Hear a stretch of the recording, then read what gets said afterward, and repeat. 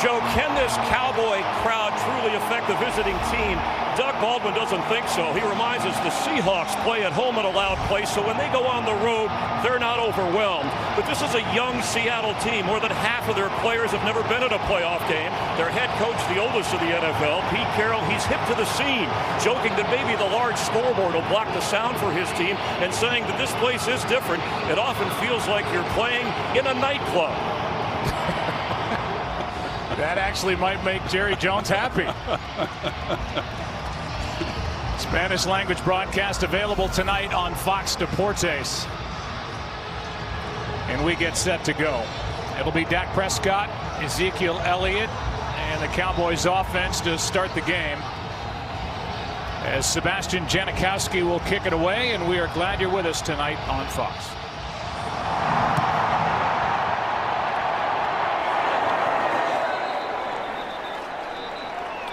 Touchback number 43 for Janikowski overall on the year. And here comes Dak Prescott, and we'll see how he gets along. He's coming off a career-high 4-touchdown game, and a game that didn't mean anything, except that it gave the Cowboys a little momentum, a little better feeling about their offense in their win Week 17 at the Giants. Yeah, because I think when they came off their win against Tampa Week 16, they didn't feel real good about how they performed offensively. Ezekiel Elliott did not play last week. Dak Prescott went the full 4 quarters.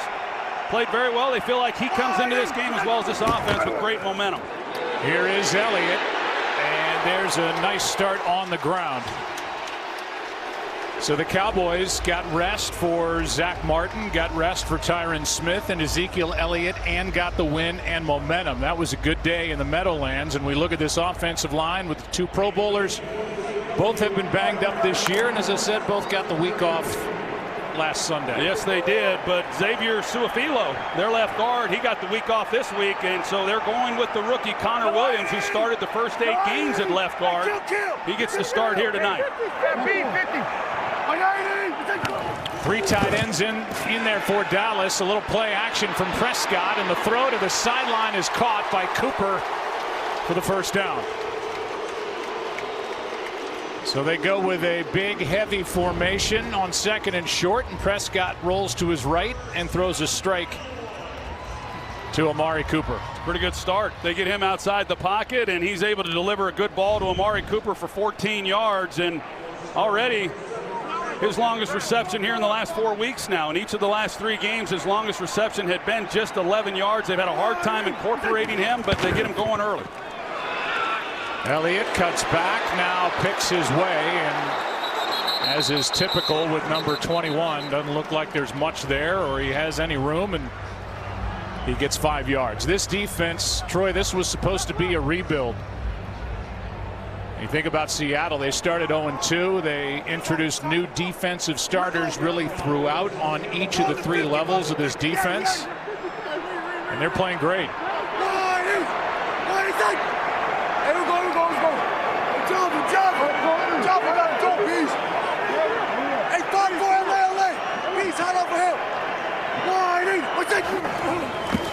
Second down and 5.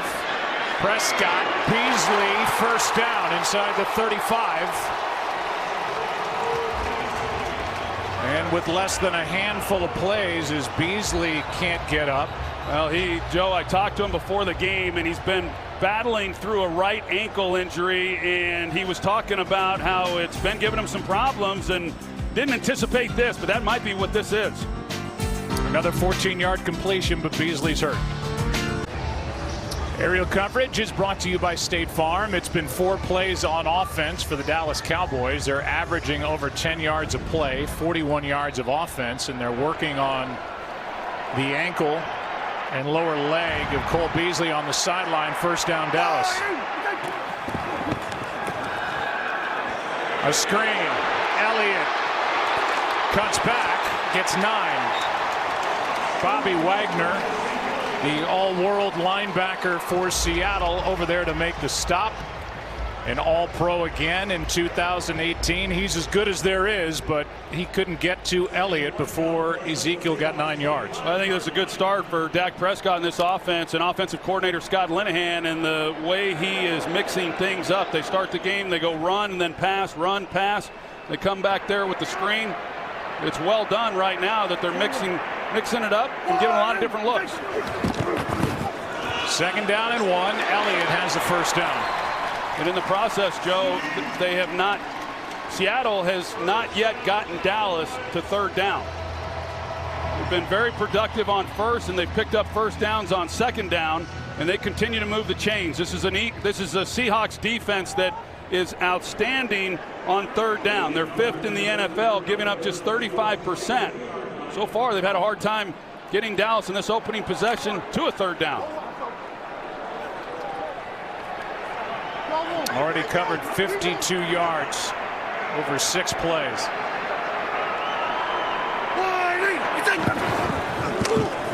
They fake the toss. Prescott, his receiver, fell down, and Noah Brown, by the time he got up, Prescott was still looking in his direction. Brown couldn't adjust and make the catch. Cowboys season in review. It looked like it was over at 3-5 in a road date at Philadelphia, but they won 7 of their last 8. And their running back in his 3rd year wins his 2nd rushing title, Ezekiel Elliott, who had a 1,400-yard year. Hard to believe that the Dallas Cowboys would not really fully embrace what their identity is, but once they went back to Ezekiel Elliott after that loss to Tennessee, they got back to playing Dallas Cowboys football and started rolling. Here's a good play by Shamar Stephen as he brings down Elliott for no gain, and so here is not just a 3rd down, but a 3rd and long, 3rd and 10, and Cole Beasley ready to check back in. Well, and this is not what you would deem the red zone because they're outside the 20-yard line, but this has been the Achilles heel for the Cowboys throughout this season, and then the last 2 times these 2 teams have met. They've had a hard time when they've gotten down to this end of the field being able to cash in. It's a big down right now for the Seattle D. Blitz off the edge, throw to Cooper looking for blocks. Nothing out there, and well played by Seattle. Tyron Smith could not find a body to get in front of. A gain of 2. It'll bring up 4th down and bring on the field goal team for Dallas. Well, Seattle does an excellent job in that when you get the ball out quick, you got to go attack these ball carriers. You had a blocker out, but Seattle's able to defeat that and then make the play and force this Brett Maher field goal attempt, which has been anything but automatic. 39-yard try. Tedrick Thompson made that last play defensively for Seattle at a good time. Dallas has the lead. So some big chunks of yards for Dallas on offense, but the Seahawk defense clamps down inside the 25. Dallas up 3-zip.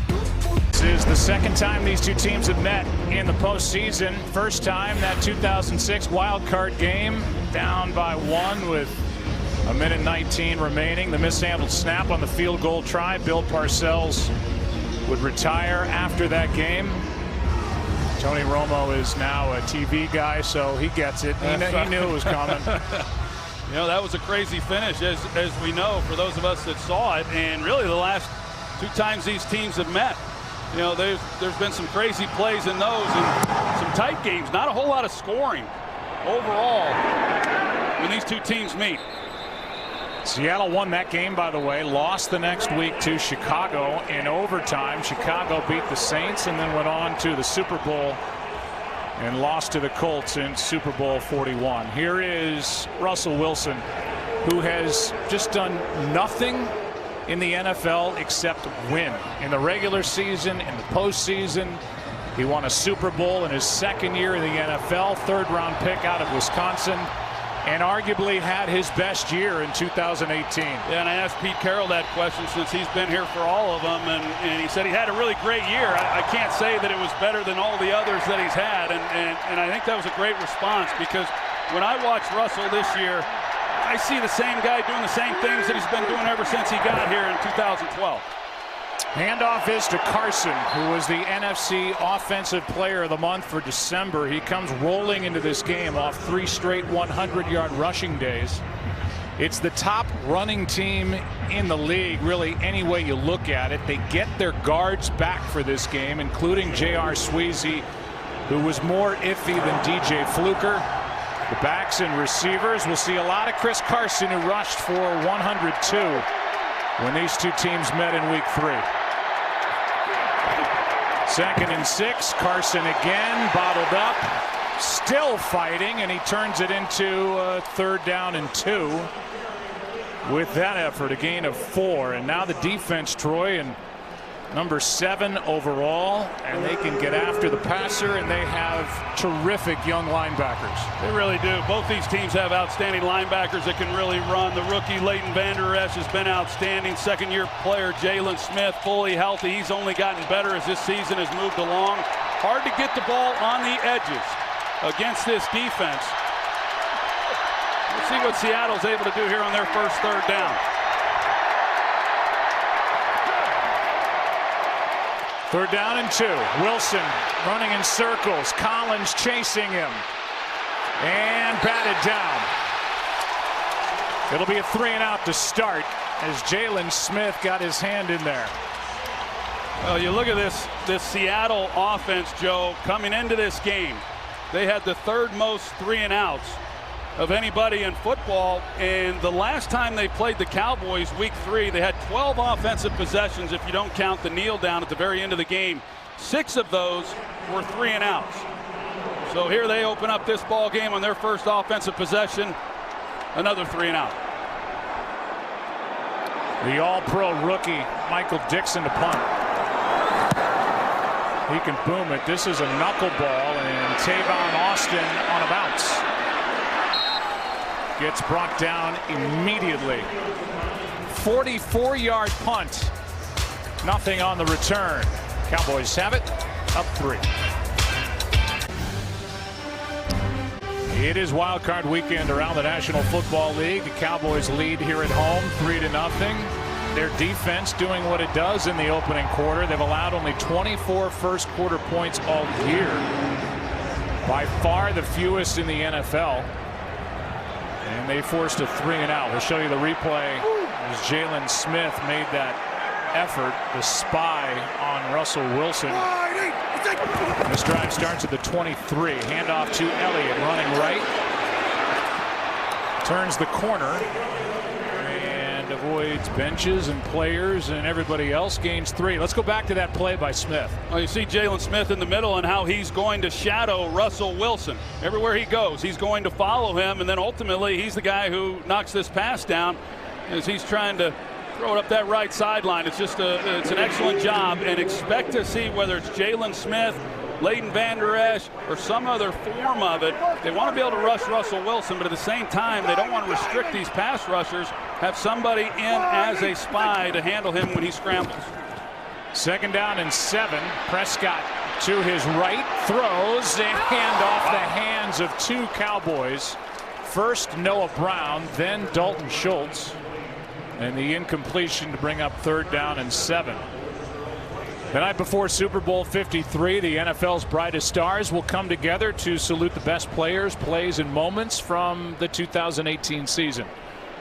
Tune in to NFL Honors on February 2nd at 9 Eastern on CBS. 3rd and 7.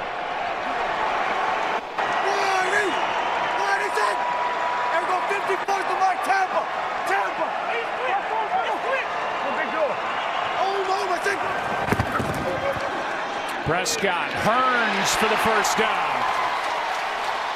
Allen Hearns made the grab, and now Hearns is hurt. Hearns, who has been seldom used since the arrival of Amari Cooper, in some pain. He got a first down, but at what price? Oh, good Lord. Back after this. See head coach Jason Garrett out there holding the left hand of Allen Hearns. That was just a gruesome injury. We won't show it again, but it was left ankle and just ugly. He made the catch. He got the first down, but now everybody is just standing around hoping that somehow he's able to come back from it at some point. And it did not look good. Take another break. Well, they are just now able to get Alan Hearns onto that backboard and then onto the stretcher. He will go and then straight into the locker room, if not the hospital. There's the right hand of Jason Garrett, the left hand of Alan Hearns, who just made his 8th catch over his last 10 games for a first down here a moment ago, but then had a gruesome left lower leg injury, and they put that inflatable boot over the left ankle and foot. And so we are still waiting here in Arlington, and now this sellout crowd of either just below or just above 100,000.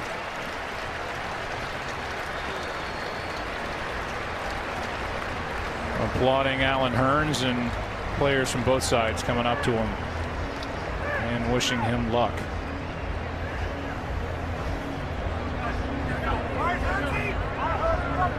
Well, you look at this offense for the Cowboys now with Cole Beasley banged up and then losing Alan Hearns. They suited up 6 wide receivers coming into this game. Tavon Austin, who had missed 9 games, came back in week 17 and got a little bit of action, so he is active tonight. So they still have Cole Beasley on the field, but he is noticeably limping around, and there's Alan Hearns in a great deal of pain.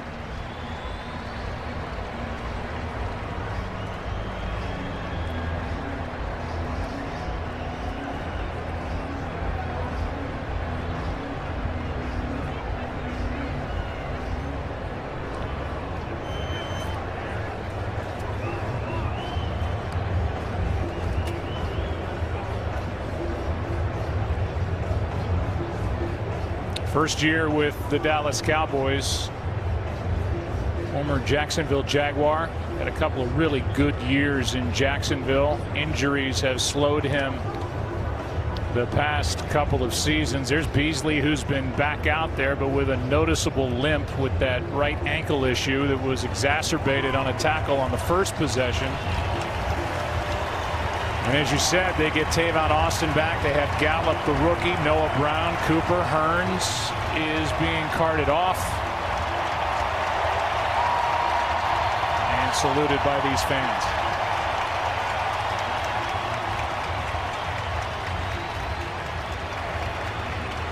A 14-yard catch on 3rd down and 7 for Hearns. And Dak Prescott has started this game 5 for 7 for 53 yards. And back to the ball game we go with the ball at the Dallas 40. Keep it tight.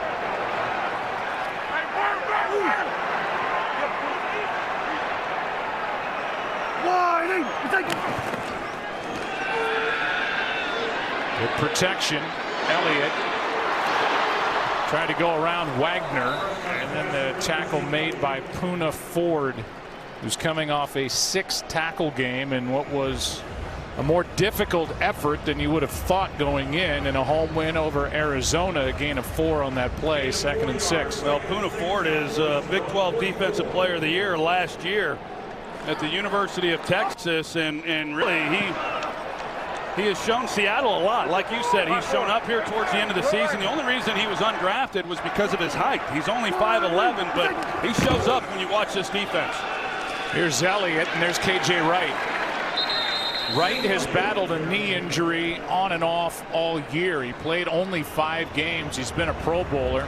He's an alternate this year, but 5 games played.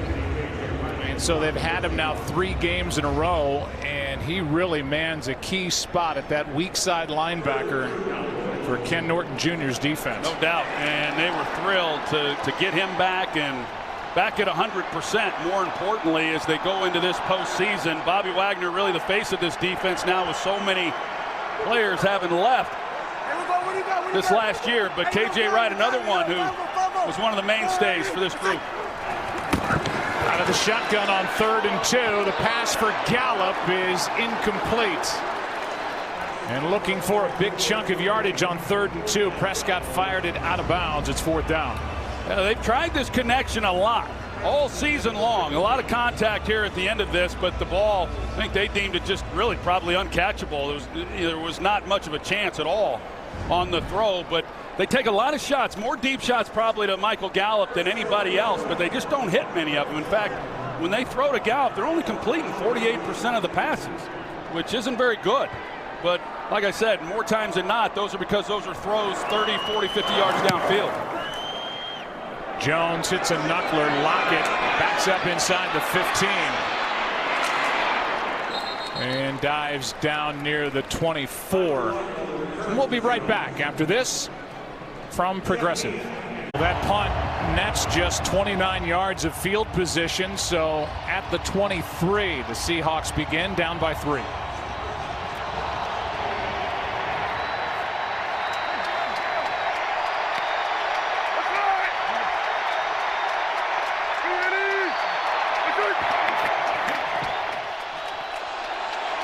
Setting up a screen. Carson gets blown up.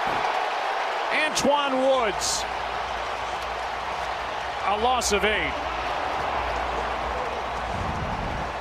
Boy, Antoine Woods, he just reads this perfectly. He's right in the middle, and you see once he feels these offensive linemen kind of let him go, he goes and attacks the back. Carson, and just no chance whatsoever. This guy has had a heck of a season. He goes into camp there in Oxnard, California, as the 4th string defensive tackle, and by the time they arrived back in Dallas to start this season, he was the starter.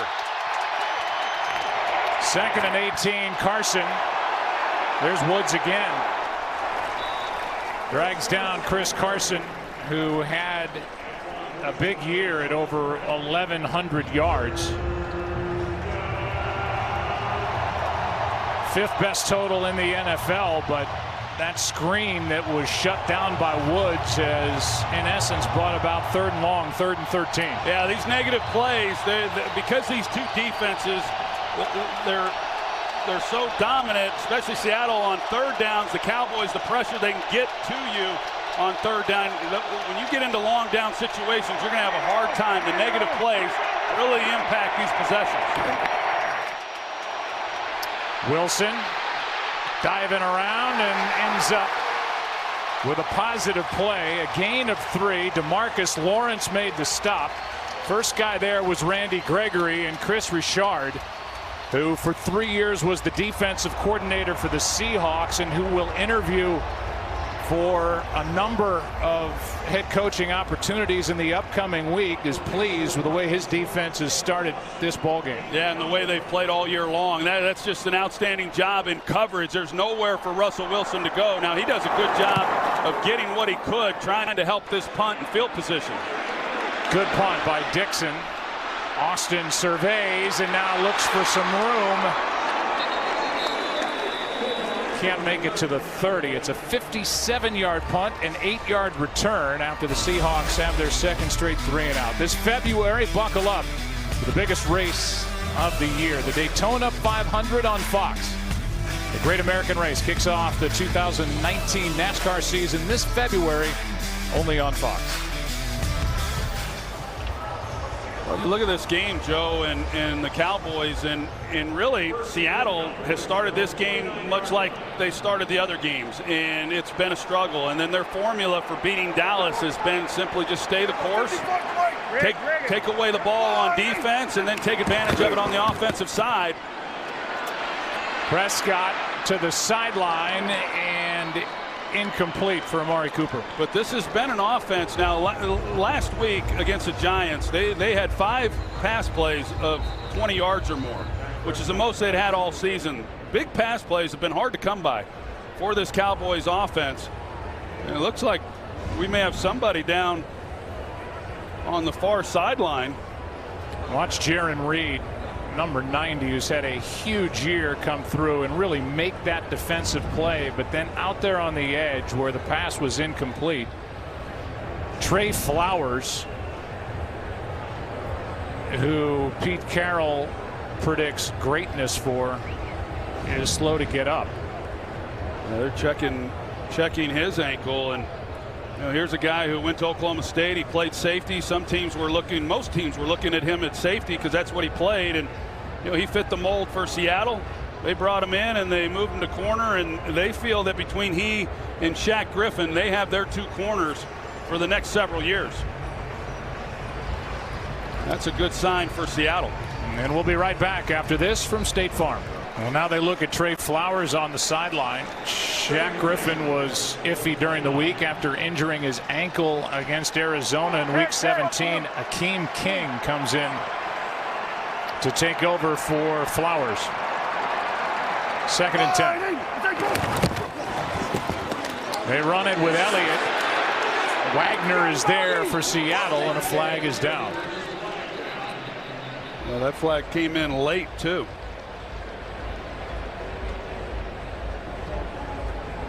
During the run, holding number 89, offense. 10-yard penalty from the spot of the foul. Still 2nd down. So Seattle accepts the penalty. It's against Blake Jarwin, and we are pleased most weeks with the presence of Mike Pereira in our broadcast booth. We just heard from Walt Anderson, and this is the time of year, Mike, where these referees and these crews are a bit put together kind of on the fly, so to speak. Yeah, and it is. But the good thing that they did, they've got Walt Anderson and his umpire, Carl Paganelli, together, so it gives them consistency in that very important duo there. The hold on Jarwin brings up 2nd and 20. Prescott to the sideline. Cooper with a catch. And 3rd down and long coming up after a gain of 9. Well, it's one of those games, Joe, that because you do expect it to be a somewhat low-scoring game, it becomes a game of field position. And so those, as I was talking about with Seattle, when they have the screen pass that gets played by Antoine Woods, the Cowboys come back and then they have the holding penalty against Blake Jarwin, and it backs you up. Makes it awfully difficult here. Prescott, long throw and broken up. Dangerous throw as Shaq Griffin stepped in front of Michael Gallup. Dangerous. And it was Griffin who had visions of taking this thing to the house. Yeah, if Dak Prescott throws this where Gallup can make a play on it, then it's a pick six. It's going the other way. You can tell that Shaq Griffin, you know, he had a chance anyway, probably should have caught that ball. He knows he missed out on an opportunity. That's been the downfall. So far, no turnovers in this game, but that's been the downfall for the Cowboys. They've turned it over 3 times in each of the previous 2 meetings against the Seahawks.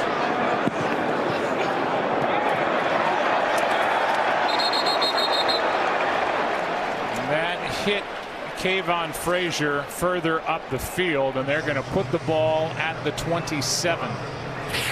Coming into the year, here are some of the preseason headlines from different media outlets, whether the New York Times, USA Today, Sports Illustrated. Can Russell Wilson and a rebuilt defense get back to the playoffs? And the answer is yes. Russell Wilson has only missed the playoffs 1 time, and that was last year. By the way, another winning season at 9-7. And a rebuilt coaching staff as well. We talked about Chris Richard, the defensive coordinator, leaving, but on the offensive side of the ball, they replaced Darrell Bevel, who had been the offensive coordinator for 7 years. They bring in Brian Schottenheimer. There's a look at him. In the first couple of weeks, they were a little heavy throwing the ball. Some of that was because they were playing from a deficit. The other part was simply because they had abandoned the run, but they're not abandoning it anymore. Here's Carson on 1st down. He's able to get it just across the 30, where Leighton Vander Esch, who set a Cowboys rookie record with his 138 tackles this year, brings him down. To follow up on Brian Schottenheimer, I think Pete Carroll made a really good point that, you know, he's been outstanding as the play caller, and it's not an easy position to come into when you have your ideas and things you want to do. And yet Seattle under Pete Carroll, they have one philosophy, and that is we are going to run the football, and he's been good at calling those plays for him. Here's Carson, got maybe a yard with that last lunge, and the first guy there was DeMarcus Lawrence. So 3rd down, 3rd and 6 upcoming. 3rd and 6, and we'll see if Seattle's able to get their first down.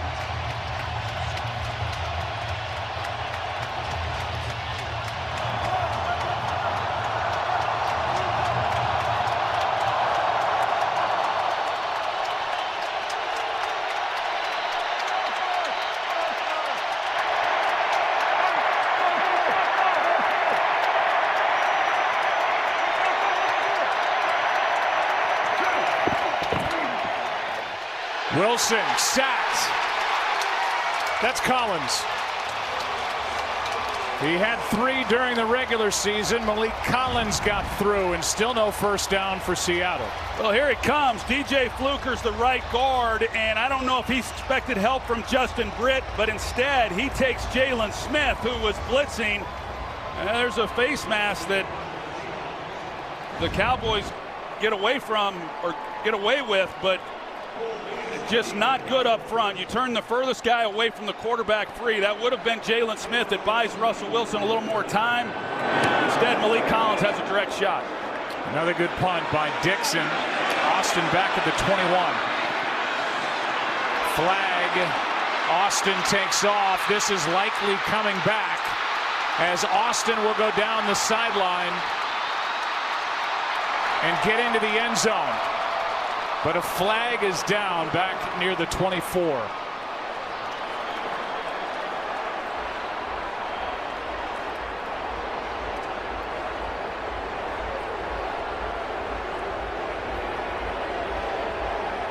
It happened near the Cowboys sideline.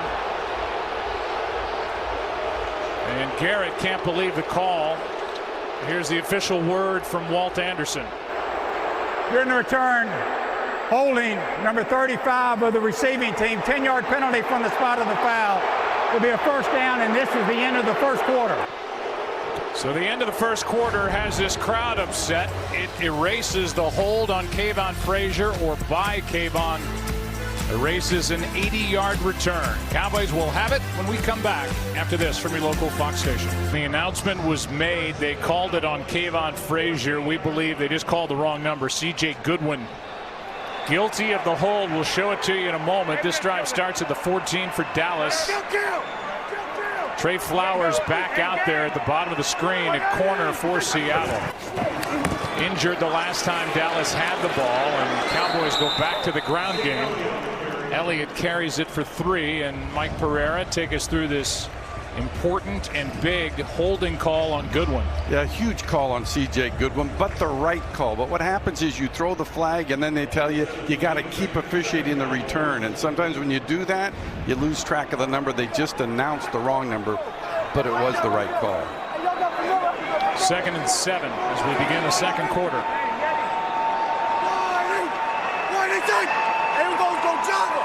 Java, you got to dodge. Hey, 5 on the 50. Oh, my 50. Pass is caught. That's Austin, who was traded to Dallas by the Rams coming into the year. Chris Myers, what do you have down there? Well, just updating what you said on Trey Flowers. He's playing, Joe, on a tender left ankle. They had to re-wrap it. He went over to Pete Carroll and said, I'm good to go back in. Nico Thorpe, a backup corner, doubtful with a shoulder injury. He's wearing an ice pack on the sideline. Remember, Seattle's already without safety Delano Hill, who was injured last week. Well, he's in the slot right now on Amari Cooper, and you'd think that Cowboys would go after him. Here's Elliott on first down, leaping to the 30. How about Dallas's injuries here in the first half? Here's Aaron. The official word on wide receiver Allen Hurns' ankle injury out. Of course, Cole Beasley still banged up with that right ankle injury. He's trying to gut through it. And also strong safety Jeff Heath. He had to wrap up his wrist. He's played since doing that as well, Joe. Well, for Dallas, at least at the safety spot, they dressed 3 safeties, so they're a bit thin back there. 5 corners. 2nd down and 5 here for Dallas at their own 30.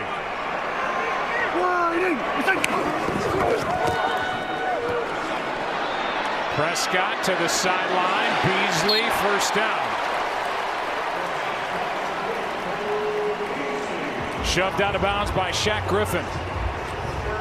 They motion Noah Brown down, and he's a wide receiver that doesn't get a lot of opportunities in the passing game. He's primarily a blocker, so they're heavy run when he's in the game. They come back and they're going to throw it. They're actually going to try to get the ball to Noah Brown here to the bottom, and they covered up pretty well. Seattle does. Prescott able to then flush to his right, and Cole Beasley, even with a bad ankle, gives him some separation.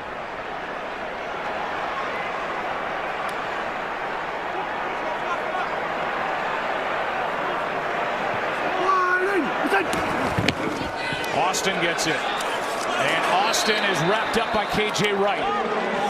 Good play by number 50 at a loss of 3. Yeah, I don't think that's going to work very well for Tavon Austin and this Cowboys offense. You know, there's sirens that go off when he's in the game and goes in motion on that jet sweep action. And, you know, they saw it the last time these two teams met, that they tried to get him the ball that way also. I do think he's a good route runner, and he's missed a lot of time, as we talked about, but I also think Noah Brown is, who I talked about, is primarily used as a blocker in the run game. So they've got some guys, even now without Allen Hurns, that are capable of beating one-on-one coverage. Here's Elliott. Good play by Jaron Reed. Well, you don't see that very often with Ezekiel Elliott going backwards. It's almost always him finishing up forward. That's a heck of a play by Jaron Reed. This guy's right in the middle of your screen, and he's able to just corral Ezekiel right there.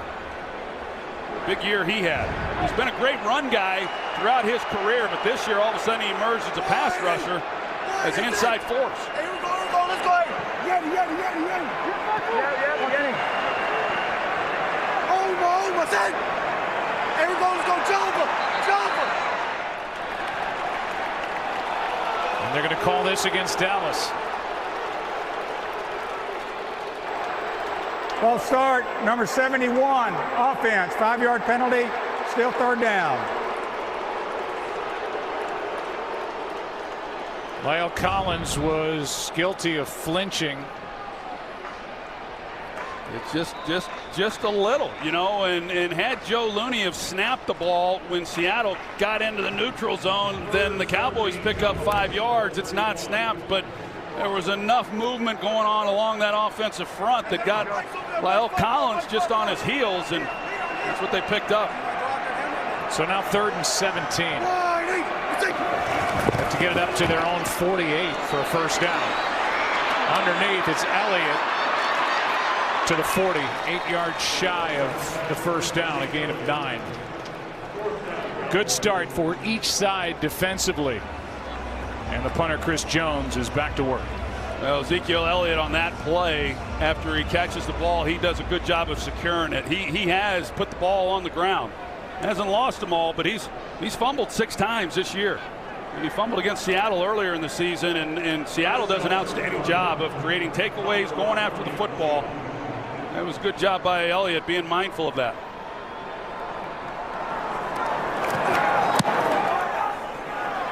Jones hits a beauty. Lockett back near the 10.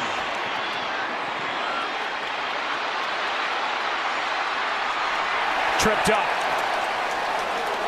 Joe Thomas saved what could have been a big return by Lockett. It's 12 yards as it is here after a 50-yard punt. Tackled by Thomas. Seahawks down 3. Well, as we come back into this gigantic stadium in Arlington, Texas. Joe and Troy with you. Aaron and Chris down on the sideline. So far, not much for Seattle offensively. No, they got 5 yards. You know, here in this ball game, they've gone 3 consecutive 3-and-outs to start this game. I think this defense is saying, hey, offense, let's get something going now.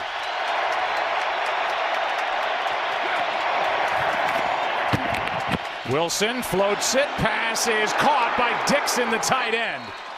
And there's their first down, and a big play on top of it as Dixon gets 27. Such great touch by Russell Wilson, and they show this read option look, and he comes off of it and then just feathers it right there to Dixon.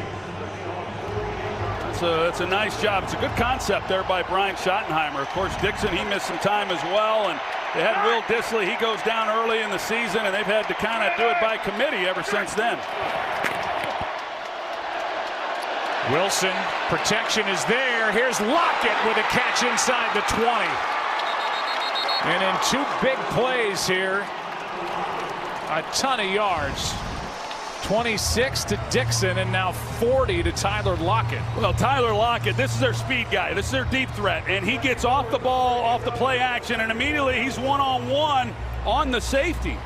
And you see how that's a mismatch. There's just no way with a 2-way go on Xavier Woods. It's just no way for him to keep up with him. Just two outstanding plays and throws by Russell Wilson. Handoff here, takes it down inside the 10. Chris Carson brought down by Jalen Smith, a gain of 4. And Joe, this is where this game's going to be won and lost. When you look at the prior games between these two, the Seahawks had dominated offensively in the red zone. They have come away with touchdowns. The Cowboys, on the other hand, have not. And this Cowboys defense is as good as they've been in this game. They've given up a lot of yardage on those first 2 pass plays. Can they make a stop down here?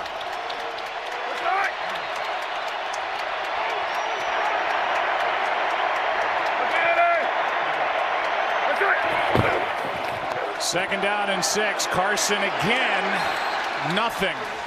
Malik Collins, who has a sack in this game, brought Carson down with a loss of 1. So now 3rd down.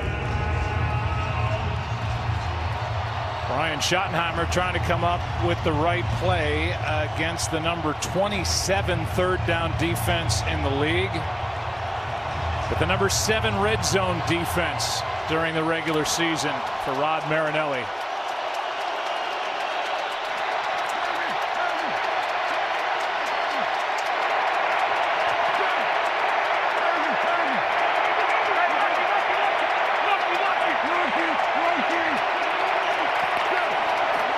Third down and 6, just got it away. Pass incomplete for Dixon.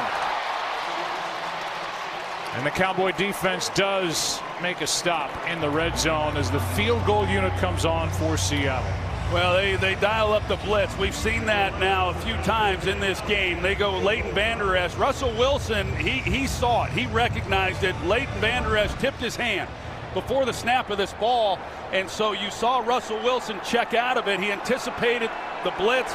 But even with a better throw and a catch, Dixon does not pick up the first down there. Or the touchdown.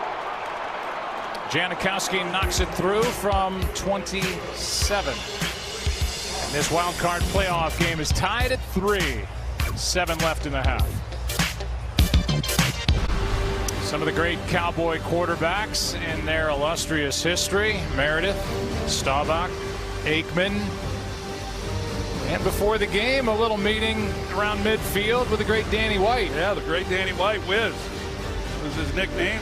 Took the team to 3 consecutive NFC championship games. He does the national broadcast on radio for the Cowboy games. And Janikowski knocks it into the end zone. So out to the 25 it goes. Millions of fans made The Masked Singer America's #1 news show, and the Steelers' Antonio Brown was the first to be unmasked. From Emmy winners to Hall of Famers, you won't believe who is unmasked next. The Masked Singer, Wednesday, right here on Fox. 3-3 games, 7 minutes, 3 seconds left in the first half. Right, here we go, Joe, I got it. Diamond. And we go 5-0 right there, 5-0, 5-0.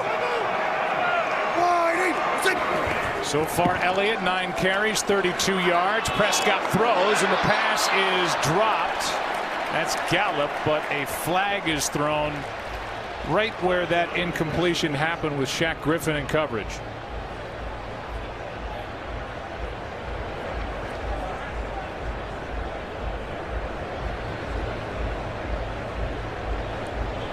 Prior to the pass, illegal contact, number 26, defense. 5-yard penalty from the previous spot.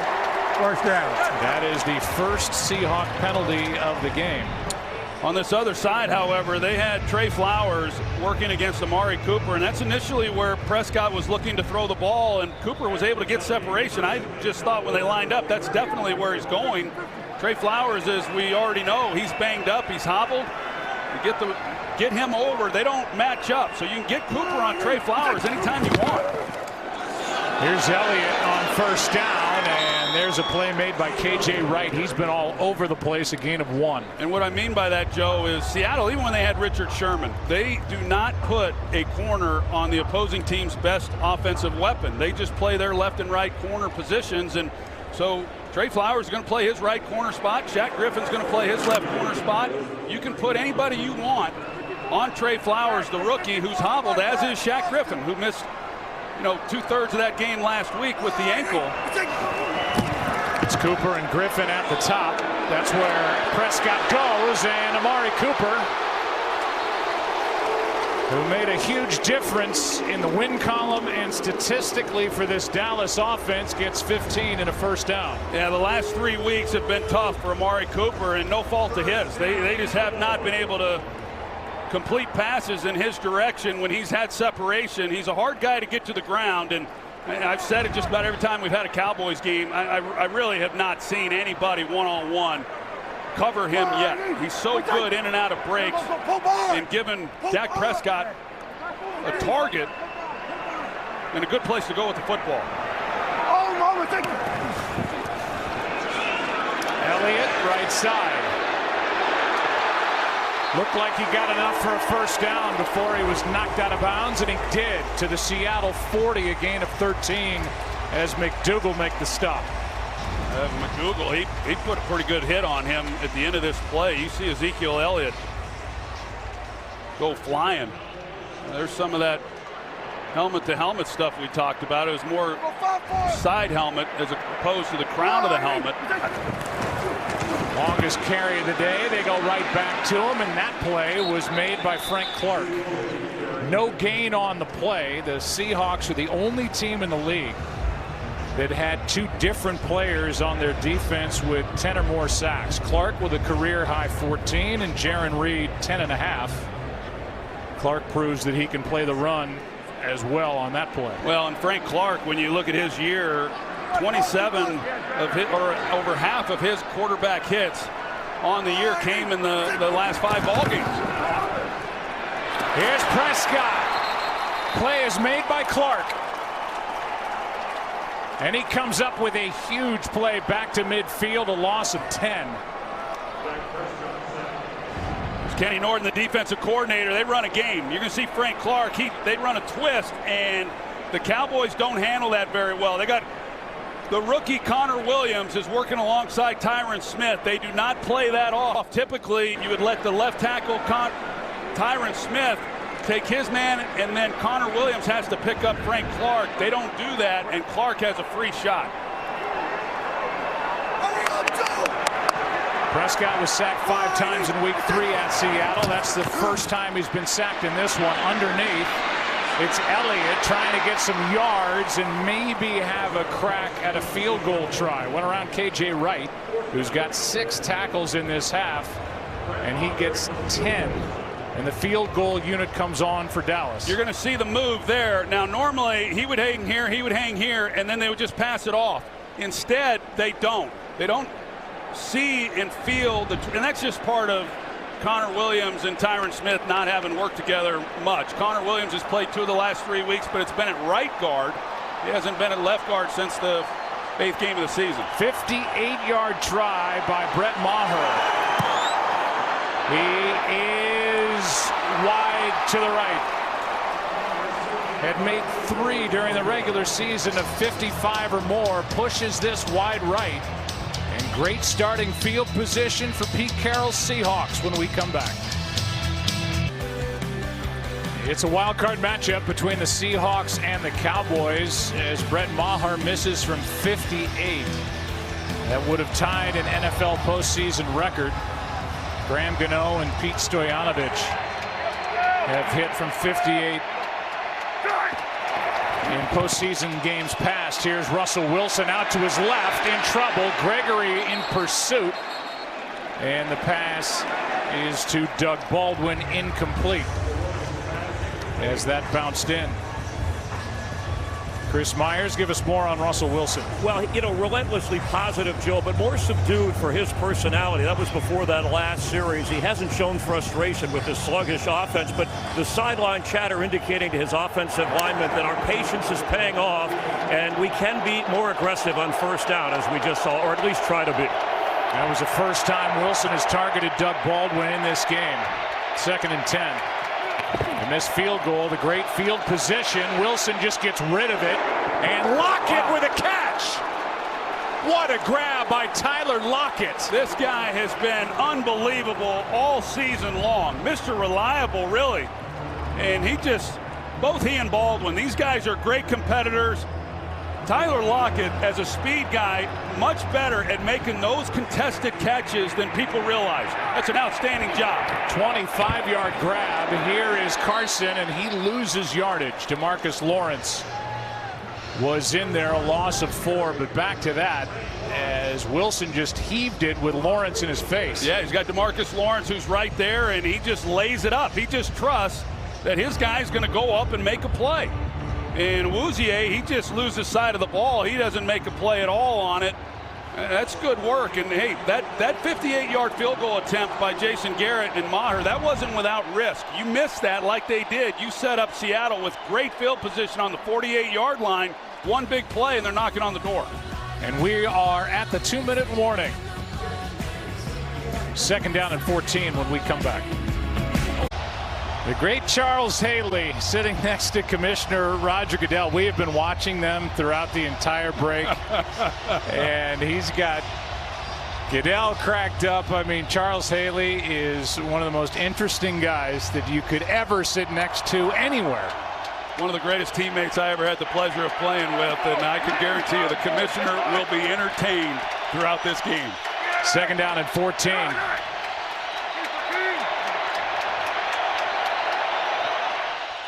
And a timeout is called by Seattle. By the way, in this game, Russell Wilson has only 4 completions, but 3 have been 25 or more yards. That last one to Lockett set this opportunity up. Coming up, Visa halftime. Here's Kurt. Coming up on the Visa halftime, the Colts beat the Texans earlier and set up a showdown with the Chiefs next week. Our Christina Peak will talk with T.Y. Hilton about that big win. Plus, we'll break down the first half of the game you're having fun at there in Big D. It's all coming up on the Visa halftime. Joe? Kurt, thank you. So that means the winner of the Chargers and the Ravens, that game in Baltimore, will be at Foxborough to take on the Patriots next week. Now the 2nd and 14 play. Seahawks down to 2 timeouts.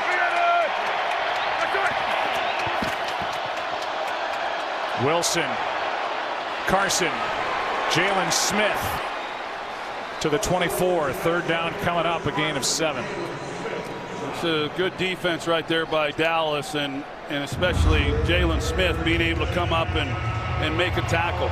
Both these defenses are really good in the open field of being able to minimize the yards after contact. Sets up another 3rd down for Seattle. Dallas just used their first timeout. Trying to conserve as much time as they can so they get a crack at it again before the half. Remember, Seattle will receive the kickoff to start the 2nd half. Seahawks are 0 for 4 on 3rd down. Well, we've seen Chris Richard. He's called blitzes here in these situations here in this first half. Will he again here? Both Smith and Vander Esch up on the line. Both coming after Wilson, and this is Baldwin. The pass incomplete with Wouzier in coverage. That brings up 4th down. Well, he had a chance too. The Cowboys did bring pressure, so they're one-on-one, and they go after Wouzier again. And really a well-thrown ball by Russell Wilson. Gets away with obviously a bit of a push-off, and that's one that Doug Baldwin doesn't miss that catch very often. Baldwin, who has touchdown catches in 6 of his last 8 postseason games. Janikowski has put Seattle on top as he hits from 42. And 2 for 2 here in this playoff game at the end of his first year in Seattle. Well, the 2019 Pro Bowl presented by Verizon is headed back to Orlando for a week filled with entertainment and a celebration of football at all levels. Watch your favorite NFL stars compete. Back to AFC versus NFC at the 2019 Pro Bowl presented by Verizon, Sunday, January 27th at 3 p.m. Eastern on ESPN and ABC. And don't miss the Pro Bowl Skills Showdown on Thursday, January 24th at 9 Eastern. That's on ESPN. Well, it's interesting. The Cowboys now with 1 minute and 43 seconds. They have 2 timeouts, still a lot of time. And if you're one who puts much meaning into stats and numbers, Seattle is 7-0 this year when they are leading at halftime. Remember that short field and the opportunity set up by the 48-yard positioning of the football after the 58-yard field goal miss by Maher. And out to the 25 it will come. For the Cowboys, their postseason history, 1990 through 2000, a 12-5 record, 3 Super Bowl wins since. They have only 2 wins in 8 tries, and not even a trip to the championship game. We've had some good teams along the way too. Twice during that stretch they were the #1 seed in the NFC. They lost to the New York Giants and Eli Manning when they went on to win the Super Bowl, and then 2 years ago they lost to the Green Bay Packers. Prescott with protection. Jarwin, coming off that huge game in Week 17 at the Giants, makes a grab and a gain of 4. Well, he really has emerged as a guy that Dak Prescott can rely on. Jeff Swaim was kind of that guy. Shoot, Jarwin only had 2 receptions in games that Swaim played in. So his work has come with Swaim on IR, and like you said, had a huge game last Sunday against the Giants. Cowboys' longest play of the half is 15 yards. This one is caught, but short of a first down by Cooper, as he's covered well by Shaq Griffin. 3rd and 1 coming up. And Cooper's slow to get up. And he goes right to the sideline.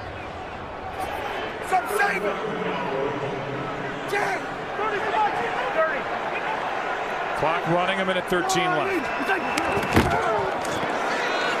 Elliott bouncing. Ezekiel Elliott down inside the 25 and hops out of bounds with 1:03 left. Biggest play of the half by Dallas, good for 41. Well, you see these guys here and just nobody then contains. And the outside guy, Akeem King, number 36, it looked like it was his responsibility to come up and fill that outside gap, and he wasn't there. And Ezekiel Elliott with his speed, you know, once he got a step, you're not going to get him for a while. Amari Cooper back in there with a first down at the Seattle 22.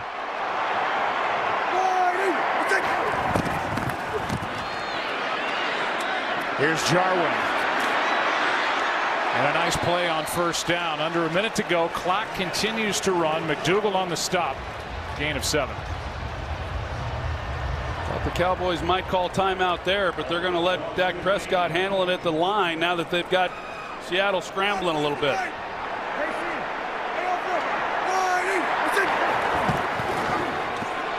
Prescott, Jarwin, first down.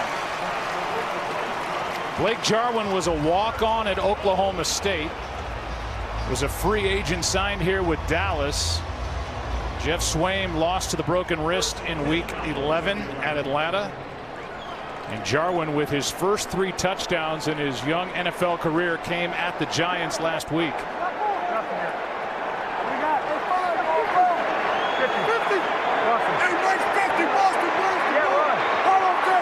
Amari Cooper at the bottom. Prescott for Gallup, not there. Griffin in coverage.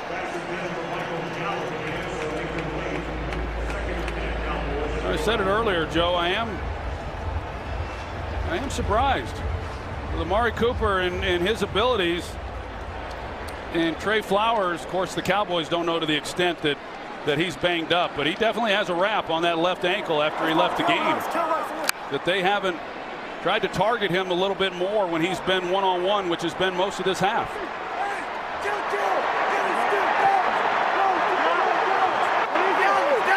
Play clock at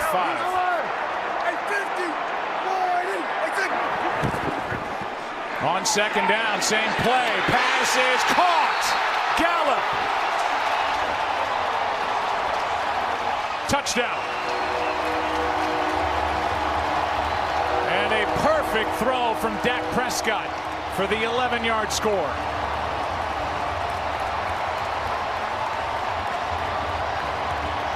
Like you said, Joe, they tried it earlier in the game. They tried it on the previous play. They tried to take their shots to Michael Gallup one-on-one, and this time they're able to connect. You're right, a well-thrown ball by Dak Prescott, and even with good coverage by Griffin, Gallup able to haul that in for the touchdown. And the first touchdown of the game belongs to the home team. That was dropped in beautifully by Dak Prescott. Yeah, it really was. And, you know, you got a target and you want to drop it right down in there along that boundary. You can see that's pretty good coverage right there. He's not getting his head around quite as early as what you'd like, but even with essentially one arm, Gallup able to haul that in. And we talked about it, how important these red zone possessions are in a game like this.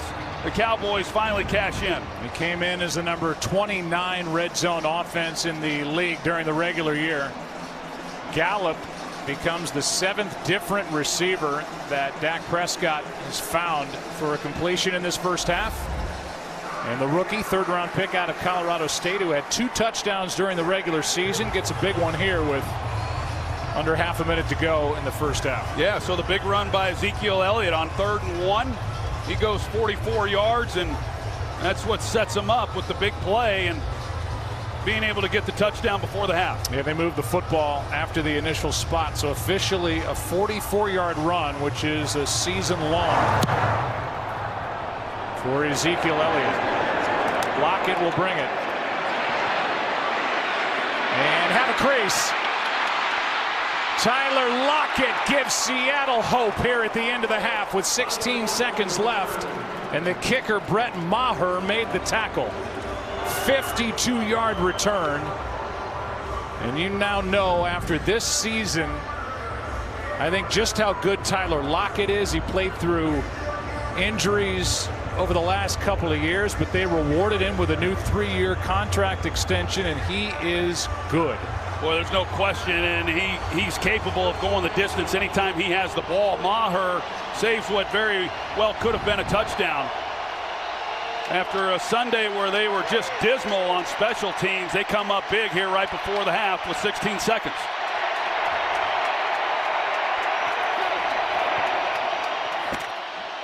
Wilson out to his right, Dixon with the grab. Van Der Esch on the tackle, and Ed Dixon is playing in his 15th career postseason game. Well, Sebastian Janikowski, he has hit from 63 yards. And so right now, this is his range right here at 63, or I say range. He's hit from here. This would be 63 if they don't get any more yardage. 2 timeouts, 11 seconds left. Pass is caught. Tackle is made. Timeout is taken. That's Dixon again, who won a ring with the Ravens. And Van Der Esch is out there covering, and now with 6 seconds left, Seahawks are down to 1 timeout. Chris, how about some more on Sebastian Janikowski? Yeah, and I know Troy talked to him before the game. I did too. He was rather jovial for a change. He made from 62, 63 in the pregame warmups. He told me he would try a 68-yarder and feel comfortable if it was at the end of the half or the end of the game. He is a former 17th overall pick in the first round back in 2000 by Oakland. And one of 4 guys still active in the league that were active when old number 8 was slinging it around for the Dallas Cowboys. Third down and 3 here. Yeah, Russell Wilson has to be real smart here. The ball's got to come out quick. Got to be ready to call timeout. Instead, Dallas takes a timeout.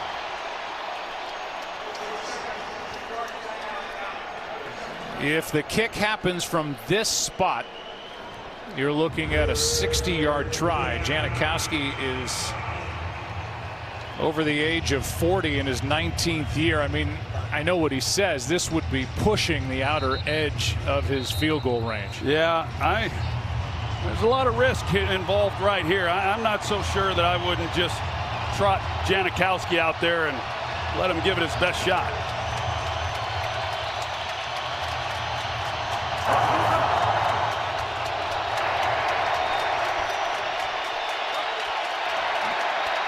3rd down and 3. And they run it right up the middle, and sliding is Mike Davis. They take their final timeout. And it will be a long field goal try by Janikowski after a gain of 4. That was well done with Mike Davis understanding. Of course, they had time to talk to him about it, that we're going to run the ball, and even if you have a lane, just knowing that there's only 6 seconds on the clock, that if the Cowboys are soft and they're letting you run, you're going to run out of time, get to the ground. So that's what he does, and help this field goal attempt a little bit more. It'll be a 57-yard try, which would be a season long for Janikowski. Hit from 56 at Chicago week 2. This would also be a Seattle postseason record. He hooked it. And Janikowski comes away limping and grabbing his left hamstring. Tried to air it out from 57.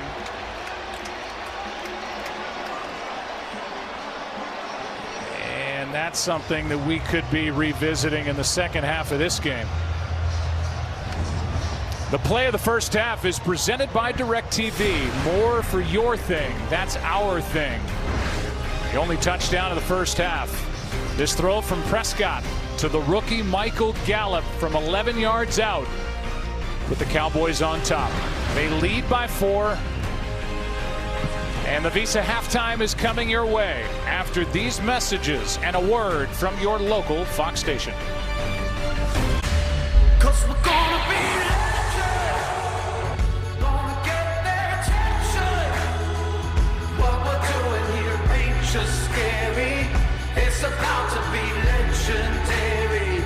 Yeah, we're gonna be legends, gonna teach them all lessons. That was today's game flow, brought to you by Progressive. It's a 10-6 game at the half. The Seahawks will start this second half with a football. Welcome back into the booth. I'm Joe Buck with the Hall of Famer Troy Aikman, and defenses dominated in that first half. Only 1 touchdown. It belongs to Dallas, and the story going out was the leg of Janikowski.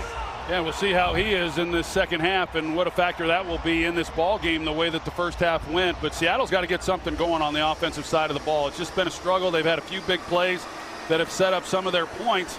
Their 6 points. They could have kept it a 1-point game. I would think that Pete Carroll would have been, overall happy with that score, all things considered. But a good job by Dallas. 3rd and 1, the big run by Elliott, and the only touchdown then in the game to give them 10. Lockett, who had the big kick return at the end of the first half, will watch it sail into the end zone. Let's go down to Chris Myers. Joe, Sebastian Janikowski doubtful officially with a thigh injury, reaching for his left hamstring. He didn't come out of the locker room. Rookie punter Michael Dixon came out early to work on some of his kicks. Now, he told me he didn't practice field goals before, but he can drop kick field goals and drop kick extra points. He has practiced onside kicks. One other adjustment on the offensive line. They're having trouble calling signals after Dallas's defense shows them different looks. They hope to change that in the second half. All right, so drama with the special teams for Seattle. Kickoff shouldn't be too much of an issue, but field goal tries will. Here's a handoff to Carson, and a play made by Jalen Smith. Now to the other side, and Aaron Andrews. Jason Garrett very happy with his defense in the first half. He said the point of emphasis was to stop the run, and he said Russell Wilson did in fact hurt us a bit on a few big plays. I did ask him here in the second half if they would try to target Trey Flowers a little bit more when he was matched up on Amari Cooper, and he said with Allen Hurns out right now, they're really going to have to manage this wide receiver position because they are concerned about Cole Beasley here in the second half. 2nd down and 9. Blitz off the edge. Handoff to Carson. There's Van Der Esch and Smith right in the middle of it again. 3rd down coming up. Well, they're trying to pound the ball with Chris Carson, but it's been tough sledding. His longest run on the night is just 5 yards, averaging under 2 yards a carry, and they're not going to give it up. I mean, that's certainly what this team is built around, and Brian Schottenheimer now trying to find something to help them pick up this 3rd down. They've only picked up 1 all night.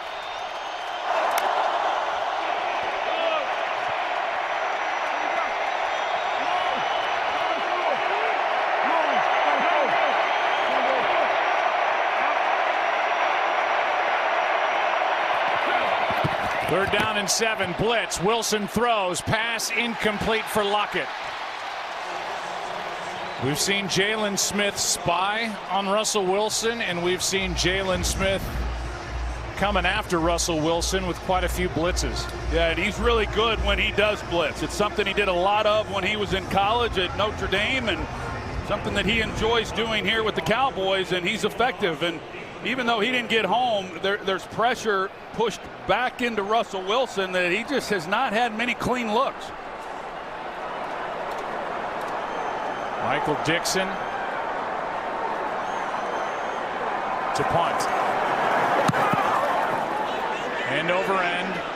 Tavon Austin from just outside his 20. Out to the 28. 51-yard punt, 8-yard return. Cowboys will have it for the first time in the second half. Up 4. Next Sunday night after football, tune in to FS1 for a huge super middleweight title fight as Jose Uzcategui defends his belt against undefeated Caleb Plant.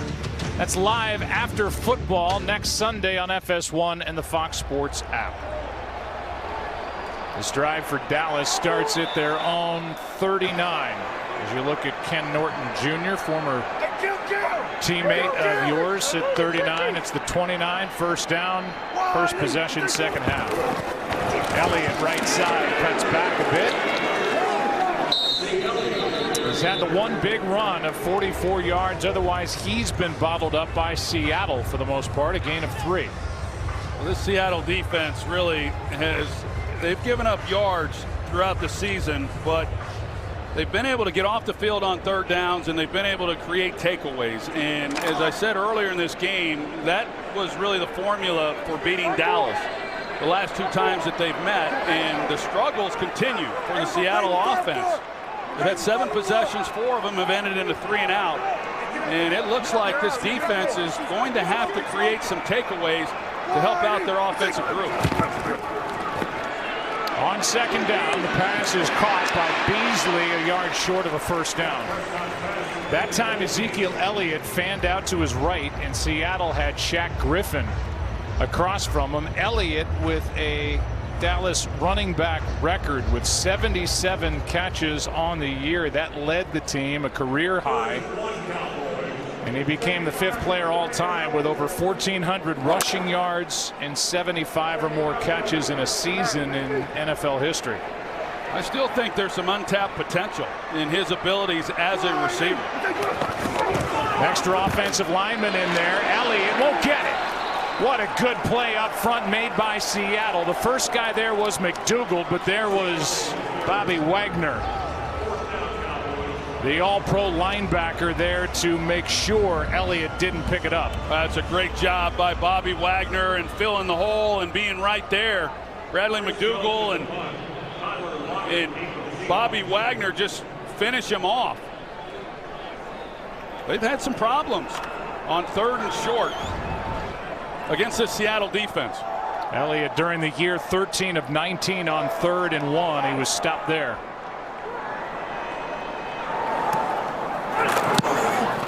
Jones hits his best of the game. Lockett lets it go over his head, and it hits out of bounds at the 13-yard line. Good punt by Chris Jones. But you know they loved it. Pete Carroll, their terrific head coach, and the fiery head coach, loved what that Seahawk defense just did.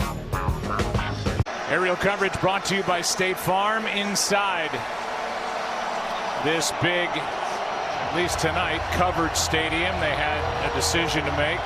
Open up the roof or keep it closed. They keep it closed. 10th year this has been the home to the Dallas Cowboys. The defensive battle continues as Wilson gets protection. Protection runs out, and here's Dixon who makes the catch. Russell Wilson did not panic, was under pressure, and completes to Dixon for 9 yards. He's a pretty cool customer, isn't he? When he's in the pocket, he's got pressure coming right after him. Jeff Heath is the one who misses him, and then he just flips it out to Dixon. They had a 2-man route down the field trying to take a shot. He had a chance, but he just had to hold it longer than he wanted to, and with Heath then coming after him, That was a nice job of turning that into a positive play. Here's Penny, the rookie and first-round pick out of San Diego State, carrying for the first down and a gain of 5. Well, they've got some backs. Chris Carson, of course, he gets the load, and Rashad Penny, he had missed a couple games. He returned last week, had minimal success in that win against Arizona, but he's had some games. He can fly. He's 4'4", and then of course Mike Davis. All of those guys had over 400 yards rushing. Here's Penny again. Nice move, and the rookie with a big carry into Dallas territory. Heath downfield on the stop, but Rashad Penny carries for 28. Well, Ed Dixon, the tight end, he's going to come out. He's going to take on the cornerback, Awuzie. You see as he comes off of that, and he makes pretty good block leaving a lane. Awuzie doesn't make much of an effort in trying to make a play, but that's the speed that Penny gives him. Now Penny goes backward, and Randy Gregory made the stop. And after the big run, a loss of 7. And a big defensive play by Randy Gregory. Well, they're trying to block it down with Dixon, but the left tackle, Dwayne Brown, he kind of knocks him off of it, and it allows Gregory then, just a clean shot. Just didn't execute that blocking scheme very well, and the Seahawks suffered from it with a big loss. Doug Baldwin's been targeted twice, does not have a catch in this game. Byron Jones looking for some sort of clarification. 2nd down and 17. Here's Carson, incomplete.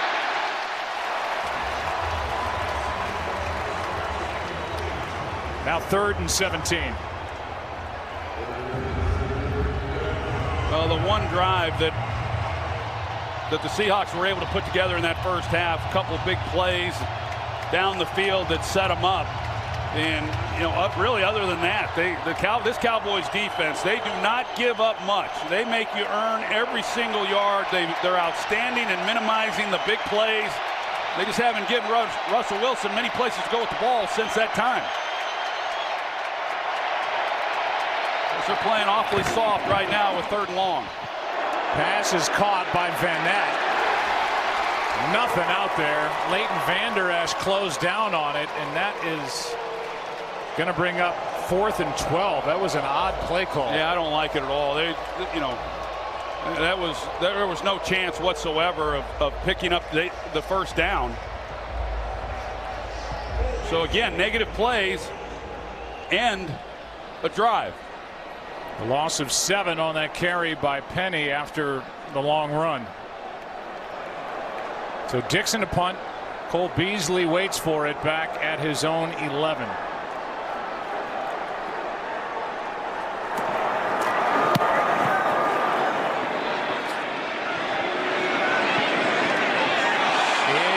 Kept out of the end zone. And the play made by Nico Thorpe. Thorpe able to keep it out. What an effort. And the Cowboys will start inside their 5 up 4. Just made a tremendous play. You see members of the special teams unit, whether it's the rookie punter Michael Dixon or Janikowski out with a bad leg. But here's Nico Thorpe. And after a down day against Arizona, a couple of big plays by Seattle special teams. Starting at the 2. Up by 4. They carry with Elliott. Wow.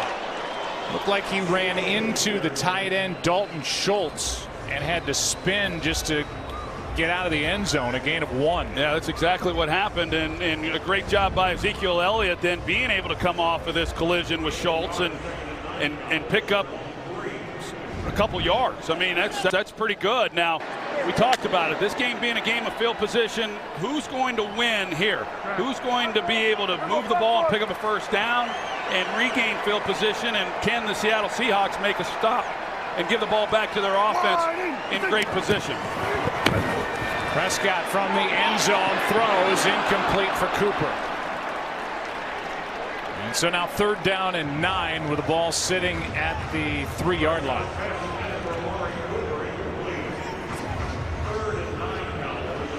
Well, I would think Scott Linehan, 3rd and 9, how aggressive does he want to be in trying to pick this up? And will they run some type of screen, something safe, something conservative?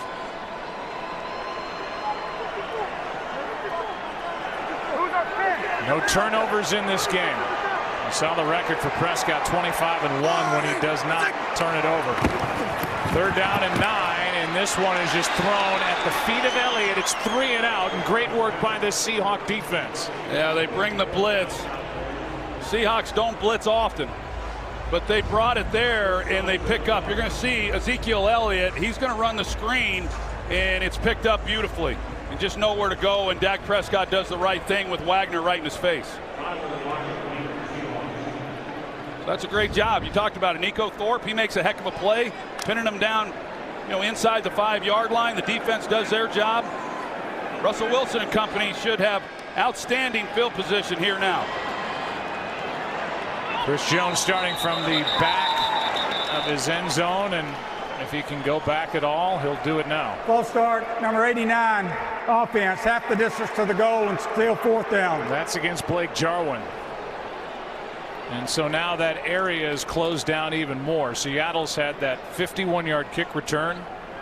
The play by Thorpe, and now an opportunity here for Seattle up front. Jones got it away, and Lockett with a sliding catch near the 45. They're going to mark Lockett down at the 44 of Dallas. Great field position for the Seahawks, down 4. It has been a battle, certainly in the trenches, a battle of these two good defenses. A 10-6 game. Best starting field position of the game for the Seahawks after just a 43-yard punt, but all things considered, pretty good effort by Chris Jones starting that play just in front of the back line of the end zone. Penny in the backfield. Blitz off the edge, and Penny carries up the middle for 3. On his way to AT&T Stadium, Commissioner Roger Goodell surprised Cowboys superfan Stoney and Diana Kirsch with a visit. He toured their house, which then turned into a Cowboys museum in Arlington, Texas. And the tour ended with a spontaneous invitation to join the commissioner for tonight's game and 2 Super Bowl tickets for those 2 super fans. Pretty awesome. 2nd down and 7. Hand off to Carson. A lot of dancing around and back to the line of scrimmage. That's it. By the way, throughout the season, the NFL has been giving away 500 Super Bowl tickets to passionate fans like the Kirsches and other community leaders, youth football coaches, and those who have served our country. So now 3rd down. And we'll see if the Seahawks can take advantage of this good starting field position. It's 3rd and 7. Well, they've had a hard time, obviously, on 3rd down, and they just continue to run the football, and yet really nothing to show for it. They had the one run by Penny for 28 yards, but other than that, they have been shut down. The league's leading rushing attack has gone nowhere. Just got it away. They hand to Davis. He's to the 40, and that's it.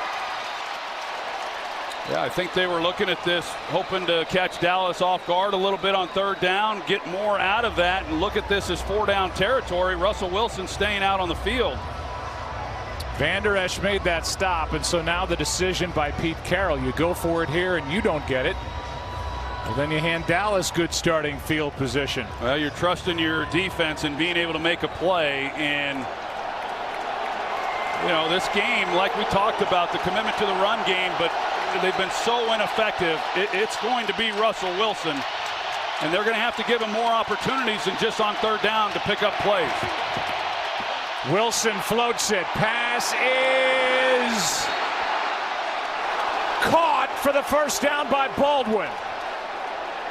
The initial indication was the catch was good, and let's watch. Brilliant call. Unbelievable catch by Doug Baldwin, his first of the night. Sorry, Joe. Everybody in the secondary is saying it's incomplete, but that's a great job of knowing where he was, securing the catch, and putting his feet down. What a big play. Mark that for Seattle as Mike Davis carries. gains 3. This was a catch. This was a catch, and it was an unbelievable throw with pressure again in Russell Wilson's face. This guy, he really is a technician. I've loved Doug Baldwin since he came into the league and what he's shown in Seattle. That is great work on his part.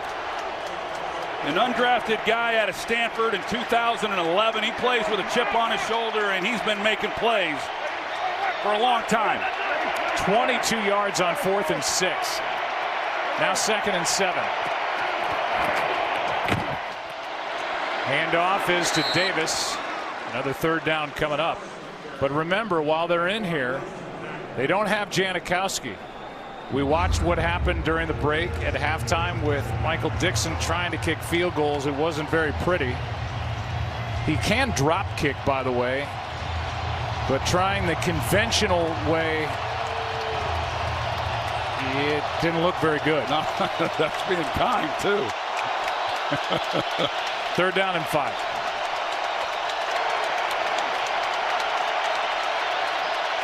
Looks like Jalen Smith is coming again. Russell Wilson keeps and gets it. Down to the 5-yard line. Gain 7 to set up 1st and goal. Well, that's a good design. They bottle everybody up. They block down on Van Der Esch. They swing Van Nett around. He gets Byron Jones. That's really nice execution by Seattle. Just the 2nd carry of the game, but the biggest for Russell Wilson.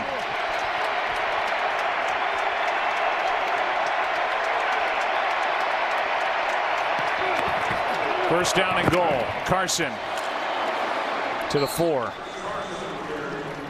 Tyrone Crawford, who somehow is able to get back in there. We were here a couple of weeks ago when he left after suffering what was diagnosed as a stinger in a scary moment here against the Tampa Bay Buccaneers. 2nd and goal.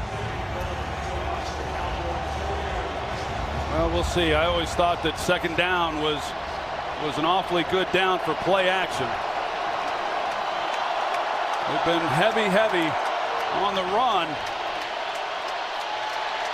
Yes, now they go to the spread set with one back in the backfield. Wilson keeps going to his right for the touchdown.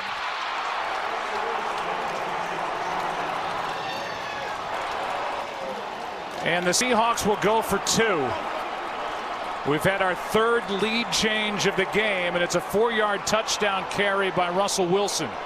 Yeah, the read option, they're reading DeMarcus Lawrence on that touchdown, and we'll see what they've got now. DeMarcus Lawrence at the end there, he collapses on Chris Carson. Van Nett, once again, he's on the block on Heath, and a walk-in for Wilson. 3rd career rushing touchdown of the postseason for Wilson.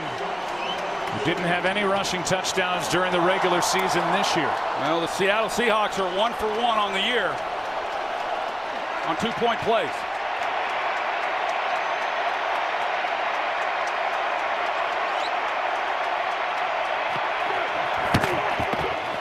It's Davis. He's got it. And the #1 rushing attack in the NFL this season just pounds it in.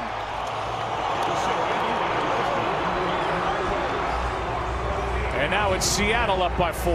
Well, Nick Van Nett right here, you see the block that he makes. He had a few good blocks, and of course Mike Davis does a really good job of navigating that. He's in the hole initially, and he's able to sidestep it and show some of his power and punch it in.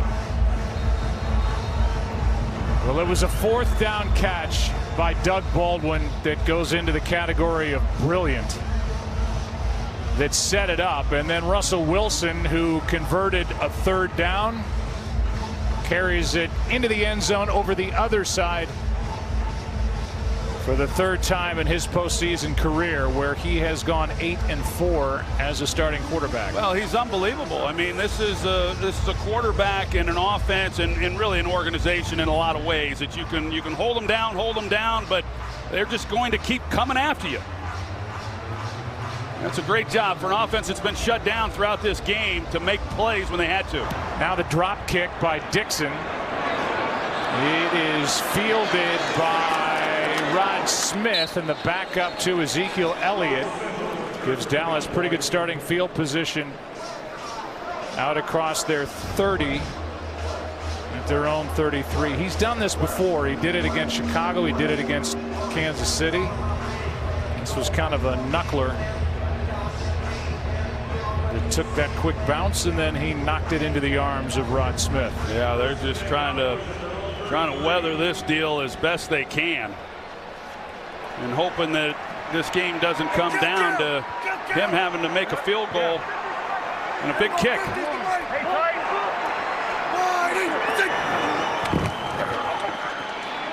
Prescott finds Gallup. This month, Fox brings you the biggest television event of the year from executive producer Ridley Scott, starring Mark-Paul Gosselaar and based on the best-selling trilogy The Passage. Premieres Monday, January 14th here on Fox. Second down and 3. You know, when you think about it, that touchdown sequence really began on that play by Nico Thorpe. Then the 3 and out, the good field position, a conversion on 4th down with Baldwin. Russell Wilson took care of the rest. Davis for 2 points. Here's Elliott, a yard short of a first down. A gain of 2 as Barkevius Mingo was out there on the edge to make the stop. Well, can they pick it up this time? The last time they were in this situation, Ezekiel Elliott got stuffed. Going back to their week 3 game, they had 4 opportunities on 3rd and 2 or less, and they only converted 1 of those. This is a down offensively that you just need to win. They've failed on 3rd and 1 and 3rd and 2 in this game. Prescott keeps, drops it to Noah Brown, and he's got the first down. And then Brown gets up jarring with Tedrick Thompson. Noah Brown had just 5 catches, Troy Sorry, during the regular season, and that's the 8th different receiver Prescott has found. Yeah, the right idea. They've been stuffed, and then you get Noah Brown, and of course Dak Prescott out on the edge. He has the ability to run as well if it's covered up. That's just their 3rd conversion on 3rd down tonight. And the 3rd quarter ends with the first down of the second half for the Dallas Cowboys. He usually does. One of the most optimistic head coaches in the NFL, and one of the most demonstrative, has his Seahawks up by 4. Back after this from your local Fox station. It's been an impressive night for that Seattle Seahawks defense. The offense gets a chance to take a seat. They've given Seattle a 4-point lead. First down for Dallas at their own 48. Toss to Elliott, running left. Not much out there. Well played by Seattle. Flowers on the stop, down to Aaron Andrews. Well, after Dallas's defense came off the field, linebacker Jalen Smith walked up to me and in so many words said, "We're going to be fine. It's going to be okay." There is concern, however, for defensive tackle Malik Collins. He is questionable to return with a left ankle injury. They were taping him up. They put him in the tent. He's out there. They can trying to see if he'll be able to go. He has the only sack of the game for Dallas tonight. Collins, 2nd down and 8. Prescott throws, wide open is Cooper. Little stutter step and fights down near the 15.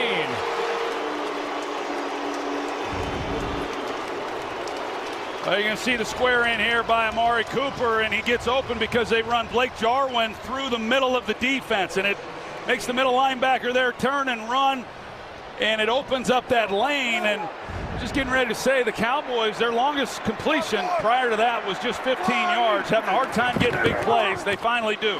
34 yards, and now Elliott takes it inside the 10 to about the 9.5. McDougal on the stop, gain of 6.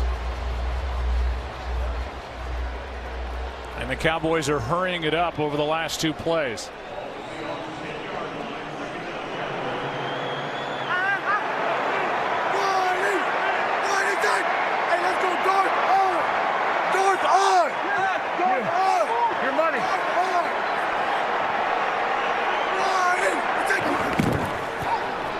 Prescott's going to run it. Cuts back. Reaches. Touchdown, Dallas.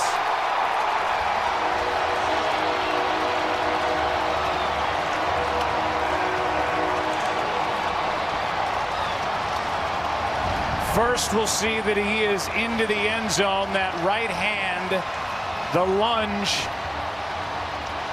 close. That's close. It looks pretty good from what I could tell. Bradley McDougald was the only guy who really had a shot at Dak Prescott. He didn't look like he wanted any part of Prescott on trying to make that play, but, well, right there you have it. He's short. On the field is a touchdown. The previous play is under further review. And he looks to be inches short. It would be 1st and goal if he's ruled to be short of the goal line. We'll get the call when we come back. Here's the definitive look. During the break, they reversed the call, so it is 1st and goal. They said from the 1-foot line. It's probably even closer than that.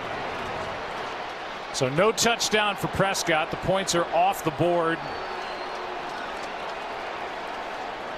1st down and goal. And there is nothing taken for granted in the postseason. Elliott stumbles, and now he's back outside the 1. Quentin Jefferson was through there, but I think Elliott lost his footing, and then Jefferson was there for Seattle, and there's a little trip. Yeah, he kind of started to lose his footing, it looked like, or maybe trying to put his foot in the ground and then make a cut because he saw Jefferson coming. But yeah, what started out, like you said, about the 6-inch line is where that was. They lose some yardage.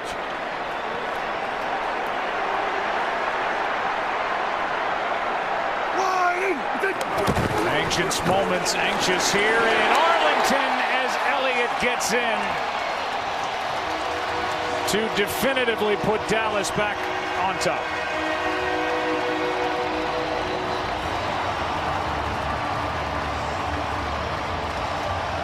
That is lead change number 4 of this wild card matchup. Here's the touchdown. And you can see Deion Jordan as well, number 95. He's in the hole to make a play, and it just shows you, how hard it is to get Ezekiel Elliott to the ground. Rarely, I commented on it earlier, rarely do you see him go backwards. He's always finished. He's maybe the best. He obviously led the league in rushing this year. He's a great runner, but he may be the greatest finisher in the game of football, running the ball. You just don't see him go backwards, and he cashes in. That's a 35th career touchdown for Elliott in 42 career games, regular and postseason.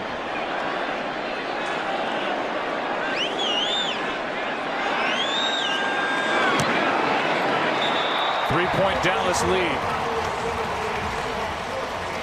Biggest play on that drive was the longest completion of the game for Dak Prescott to Amari Cooper. Yeah, this was it was a good design with Seattle on 3rd down. They play coverage with 2 deep safeties. They run Jarwin through the middle, and it opens up that hole.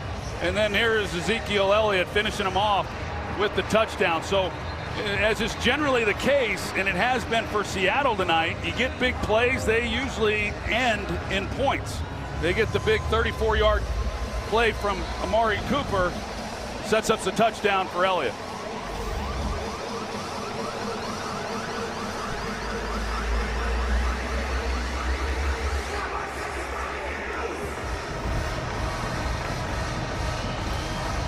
Dak Prescott, who came in 0-2 in his young career against the Seahawks. 1 touchdown, 4 interceptions, quarterback rating combined of 52.9. 2 of his 4 lowest quarterback ratings have come because of this Seahawks defense. Better tonight. 21 of 29, 199, 1 touchdown, no turnovers. And now a 3-point lead. Just down the street from AT&T Stadium is a bowling fan's dream. Bowling's International Training and Research Center. And coincidentally, tomorrow, the first ever PBA event on FS1 will take place right there. PBA Hall of Fame Classic. As Russell Wilson, who knows a thing or two about pulling victories out of the fire late in ball games in the fourth quarter or overtime. He's done it 27 times in his career. Still 12 and a half minutes to go, but now his team down by 3.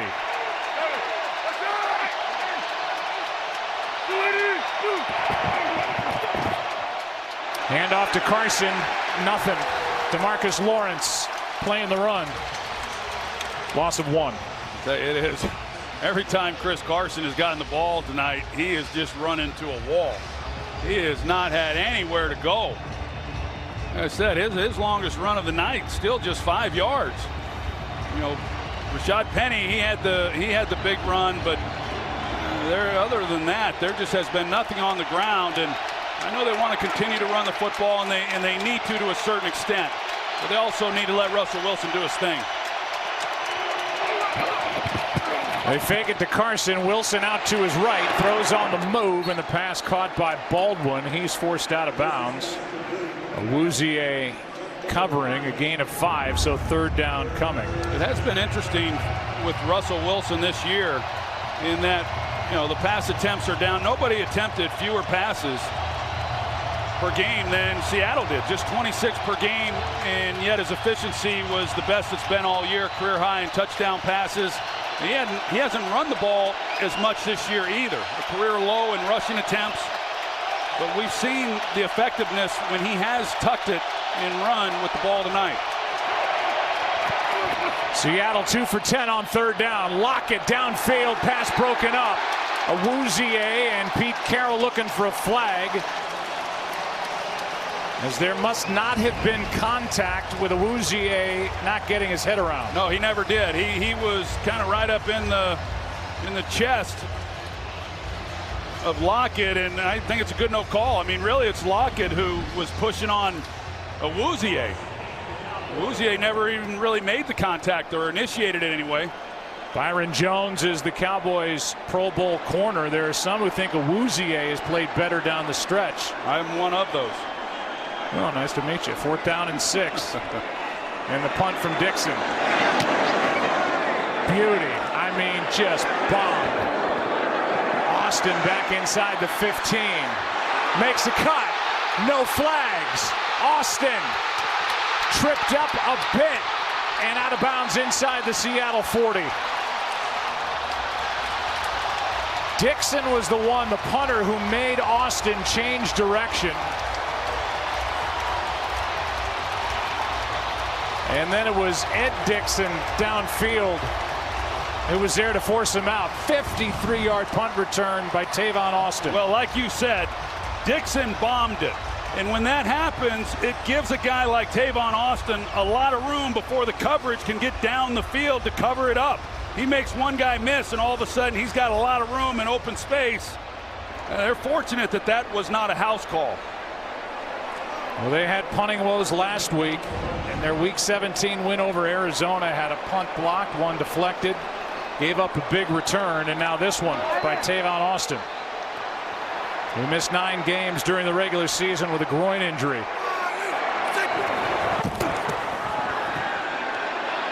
Prescott, Cooper, nice adjustment by Cooper, and a catch down near the 11. 27-yard completion to Amari Cooper. Well, this is a good design. They have Amari Cooper in the slot, and Coleman, their slot corner, is trying to run with him, and he just simply can't do it. So, you know, they roll Dak Prescott to his right. They expected even a bigger play than this, that they may be able to hit a home run shot and come away with a touchdown, getting the middle safety out of there. So a good design with Scott Linehan and a big play. The question is there going to be a challenge? You could see it on that catch. Remember the rule change coming into this year. The catch, both feet down, and then the ability to make another football act. Will this meet the criteria, even though this ball rolled just a bit, and will the call stand? Challenge by Pete Carroll. 4 for 5 on challenges this year. A big call when we come back. During the break, they confirmed the call on the field. With that rule change, the completed catch, that third step in essence, And so it goes down as a 27-yard catch by Cooper to set up first down at the 11. And Cooper over 100 yards yet again for the Cowboys. Flag is down as Ezekiel Elliott cuts back.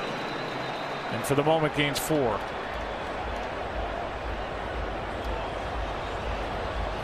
Initial indication is it's against Dallas. Illegal formation. Offense. Tight end was covered by the wide receiver. It's a 5-yard penalty and still first down.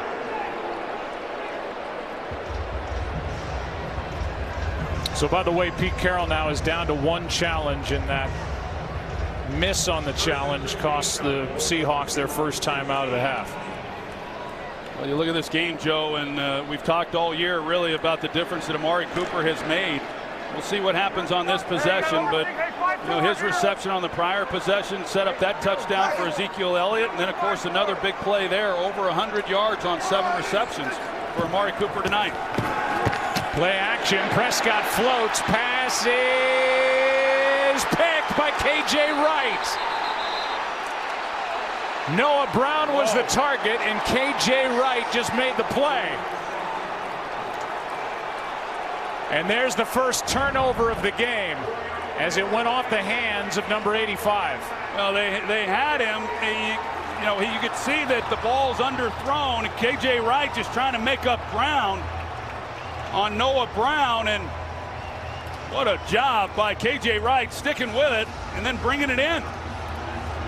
Well, the first turnover of the game, and a costly one that keeps the Cowboys from extending their lead. What a great play by KJ Wright. Mike Pereira's with us. Enough early contact to warrant a flag or a good no call? It was a great slow motion call, it would be, for defensive pass interference. But to me, it's one of those bang bang calls that the defender gets there just before the ball arrives. I like those when they're not called. Yeah, I like to catch the blatant ones. It seemed, Joe, that, and also because the ball goes up and he makes the interception, I think there was a thought of maybe calling it. Pass is caught by Van Nett. Flag is down as Damian Wilson, the linebacker, got up looking at the official. It looks like this is coming back. Holding number 68. Offense. 10-yard penalty. Still first down. That's against Justin Britt, the center, and let's see if he was across and blocking Damian Wilson eventually. Right there. Well, there's the contact. Obviously, there was contact made. When we were watching it live, Joe, I was looking to see if there was going to be pass interference on the call. And I think just the sequence of events there, whether or not, like Mike said, slow motion, it looks a little bit different, obviously. Whether or not they would have called it, or because of the ball being deflected and then him making the play, does that keep him from calling? I don't know. Here's Baldwin. Vander Esch on the stop. That, by the way, was the 4th red zone turnover for Dallas this year, and now a late flag comes flying in after the play. A late flag, and Xavier Woods. After the play, personal foul, unnecessary roughness, number 78. Offense. Half the distance to the goal. It'll be second down. That's against DJ Fluker, who's back after missing starts with a bad hamstring. Right at the top of the screen, and he hits Jalen Smith right in the back. Yeah, those are tough calls, and Pete Carroll, you can see, here's a better look at it. This Seattle offense going backwards after that great play by KJ Wright. Started at the 20, they're back inside the 10. Wilson swings it out. That's Lockett. Tries to split defenders. We'll give Anthony Brown the tackle. The other player out there was Byron Jones, a gain of 2. Boy, a holding call on Britt. And then the personal foul against Fluker. And what looked like a golden opportunity to regain momentum in this game is slipping through the fingers of the Seahawks right now. Yeah, it sure is. And this Dallas defense has been awfully good. here on third down and shutting down this offense. We got Tyler Lockett now being assisted off the field. So that's not good for the rest of this game. It's especially not good for here on 3rd and 20. Seahawks have to get out to the 30 for a first down.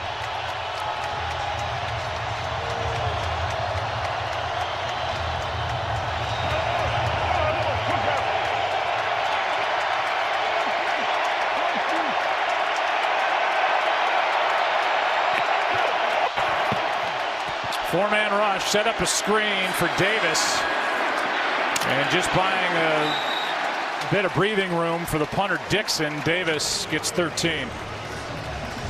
And here are the two penalties. First, the hold by Justin Britt on Damian Wilson right here,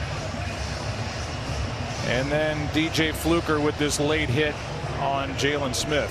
But that 3rd and long, 3rd and 20, the Cowboys were so soft that Seattle, they got some decent yardage off of that, and now at least they allow Michael Dixon to make a punt and not give up so much field position. Line drive, end over end punt. This time it's Beasley, made a man miss, and now dives out near the 38, which is where the Cowboys will have it. 7:20 left in this wild card playoff game. Dallas up 3.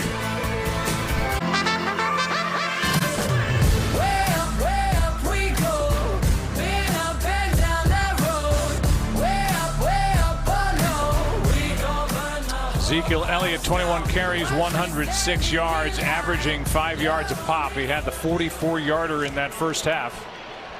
Cowboys, last time they had it, had opportunity, but threw a red zone pick. Great play by KJ Wright. Now they get it back. Starting at their 37, they run it with Elliott, and there's KJ Wright. What a game he's had. Gain of 2. You don't think they missed him while he was gone? I mean, he's really a great player, and he has been for a long time. And he has that ability. He plays the run. He just did there on Ezekiel Elliott. But they really like about him is his length and his ability to cover running backs and tight ends. And what a big play he made moments ago. Yeah, he's got 3 career interceptions. 2 have been against Prescott.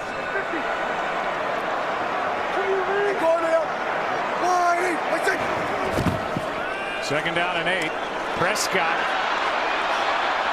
throws it away. Dipping and ducking, trying to avoid the sack, which he did, but now it's 3rd down and 8. And remember, as we sit here in a 3-point game, Seattle is without their kicker Janikowski, so there is nothing automatic down the stretch the rest of the way for the Seattle Seahawks. No, and it makes you wonder exactly what Pete Carroll is thinking in regards to that. Does he even want to try to put it in Michael Dixon's hands on a drop kick of some sort? However he wants to go about it, or is everything essentially once they get down to that area, is everything 4-down territory? It's 3rd down and 8. Pass is broken up. Gallup was the target, and a flag flies from the secondary. KJ Wright in coverage.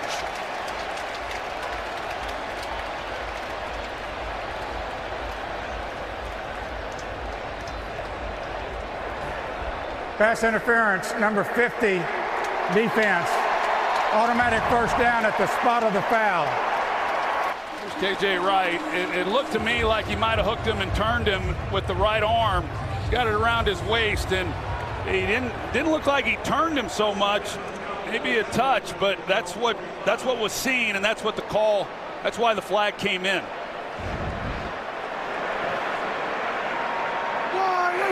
The automatic first down. Here's Elliott. On the other side of midfield, Bobby Wagner with the tackle, a gain of 5 with under 6.5 to go.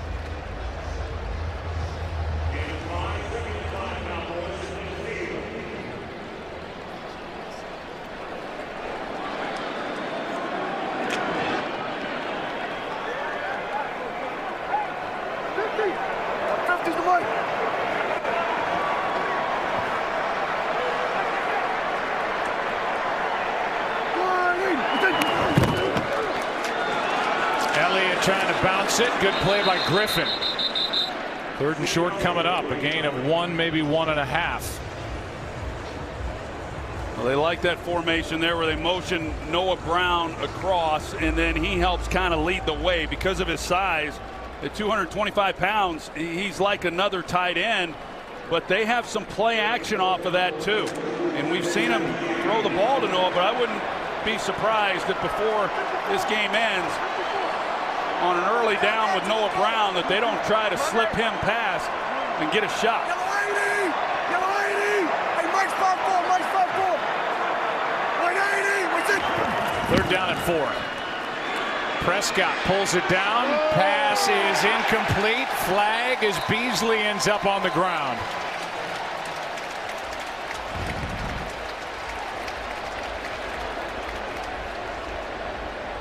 And it's against Seattle. Pass interference, number 28.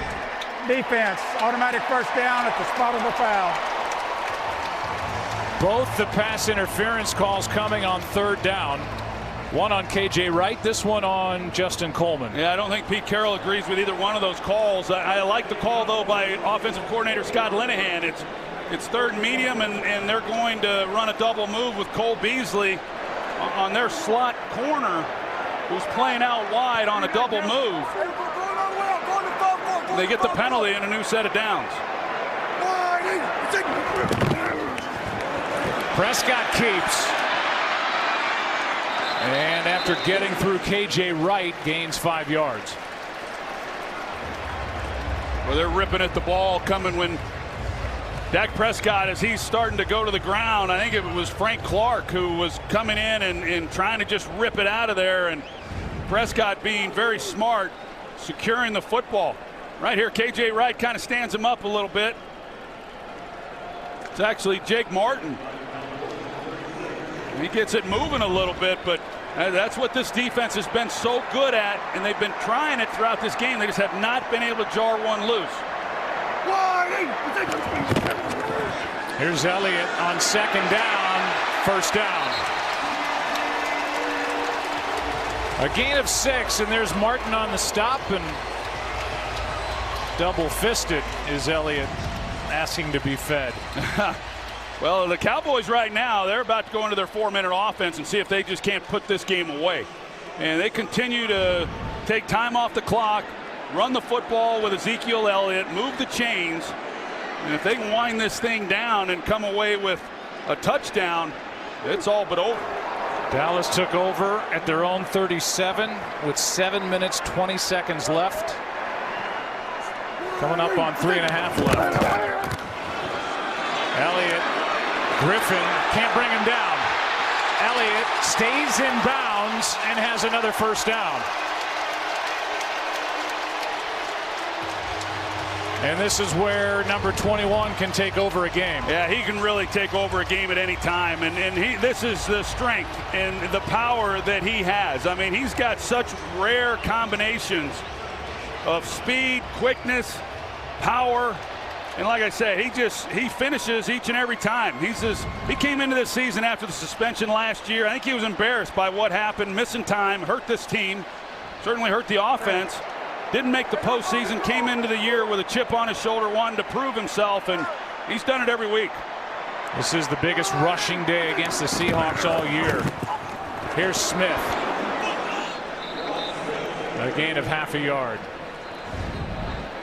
Here are the 3rd down penalties that have allowed this drive to continue. KJ Wright with a bit of a hook for a pass interference call, and then Justin Coleman getting tangled up with Cole Beasley. Seattle just used their 2nd timeout before a 2nd down and 9. And it's interesting when you know the other team is, going to be going for touchdowns now without the field goal. You think if you're Dallas, you lead by 3, you're in field goal range, that gets you a 6-point lead, but typically that's a big deal here down the stretch. But Seattle more than likely is going to be going for touchdowns no matter what the score is, and we'll see how this drive ends up with a 2nd and 9 in Seattle with 1 timeout left. Yeah, well, the chances are drying up for Seattle. They're going to have to make a stop here. On this set of downs. Second down here. They've had their opportunities. They've gotten Dallas 2 third downs. The penalties have kept the drive going. Hey, come back! 2nd and 9. They run it with Elliott. Flag is down, and so's Elliott. About 1.5 yards, maybe 2 short of a first down, and it's against Dallas for an illegal shift. Tell you what, that's a little disheartening if you're Seattle when you Illegal know. shift, number 85, offense, 5-yard penalty, still 2nd down. And what a costly penalty here by Noah Brown. Let's see what happens, and he just never gets set, and that's on Dak Prescott. He's got to let him get set. Either that or Noah Brown is in motion then, and he can't turn as though he is going to get set. But regardless, a pre-snap penalty in that situation after the game, like I said, Seattle's got to be demoralizing for them. They know Dallas is going to run the ball with Elliott, and yet they give up a lot of yardage right there in the middle, but it comes back. 2nd down and 14 now. Prescott throws and incomplete for Gallup. I tell you, he would have been better off, of course, now that with the clock stopping with the incompletion. Saved Seattle another timeout now with 3rd down. So a huge penalty in this game by Noah Brown, which, you know, essentially the Cowboys were right there about to pick up another first down and run this thing out. Yeah, it would have been, what, 3rd down and 2, maybe 1.5 yards. Instead it backed him up. It forced the pass. The incompletion stops the clock. Big call now, 3rd down and 14. Here's Amari Cooper. And he's one-on-one, no help. Prescott going to carry. And reach, flip. Sets up 1st and goal at the 1. Prescott did it himself.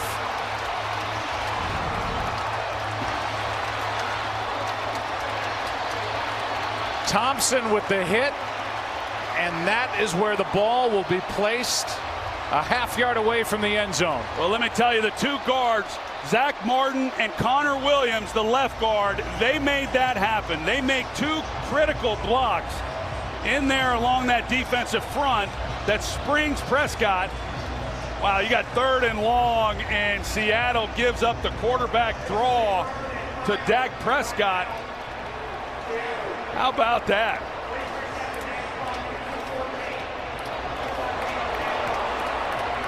That's a great job by Prescott going and getting it. He sets up 1st and goal from inside the 1. He forces Seattle to use their final timeout with 2 minutes 14 seconds remaining. And Dak Prescott, there have been times this year where they have asked Dak to run the ball a little bit more. Such a weapon doing that. And to pick up a first down in that spot, 16 yards on 3rd and 14. What a play.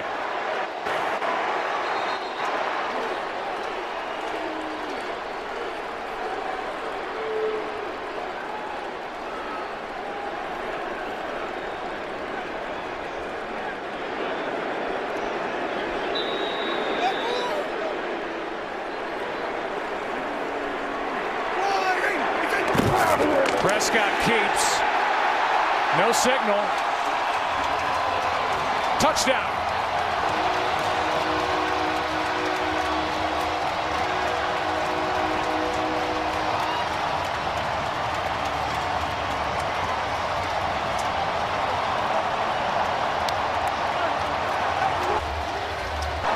And it's a 2-score game with 2 minutes 8 seconds left here in Arlington.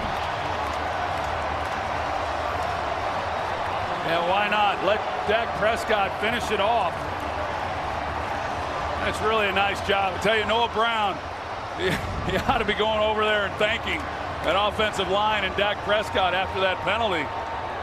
It could have had huge ramifications on the outcome of this game. Seattle defensively hung in there as long as they could. Just didn't get much help from their offense.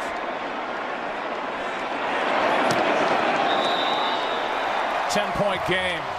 Great scene here tonight. Another great scene coming up on Saturday night in Los Angeles at the Coliseum. Boy, they had some home game fun this year with Jared Goff and that offense and Aaron Donald and the year that he put together. The Rams will host the best remaining NFC seed next Saturday night at 7:30 Eastern, 4:30 Pacific, right here on Fox. It's going to be fun. It's going to be fun in New Orleans as well, but Los Angeles getting to host a playoff game and coming off a bye week, and they've been a lot of fun to watch all year long. I'm excited. These are the two best weekends in football.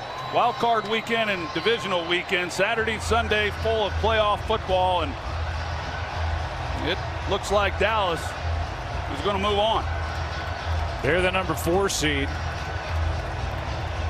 But they won't know where they are headed until tomorrow's game between the Eagles and the Bears.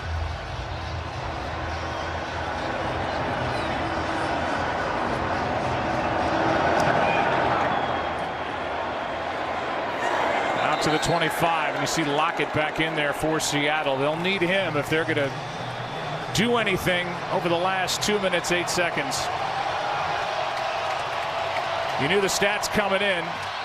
Pete Carroll has been on this great run in Seattle. It's the 7th time he's taken the Seahawks to the postseason in his 9 years. He got a contract extension. He and the Seahawks had never lost their first playoff game in any postseason. They are faced with a 10-point deficit here. Meanwhile, on the other side, Dak Prescott, who's gone 32-16 and as an NFL starter, will try to even his postseason record at 1-1 after a loss 2 years ago to the Packers and Aaron Rodgers. Lockett at the bottom of the screen, 2:08 left. Davis out of the backfield. And that will take us to the 2-minute warning. And Davis injured after he got hit hard. 2 minutes left in Arlington. Cowboys up by 10. Well, Dak Prescott with a big carry on 3rd down. Got 16 yards on 3rd and 14, then popped it into the end zone for a 10-point lead. 2 minutes left, 2nd and 1. J.D. McKissick is now in there at running back for Seattle. Seahawks with no timeouts left.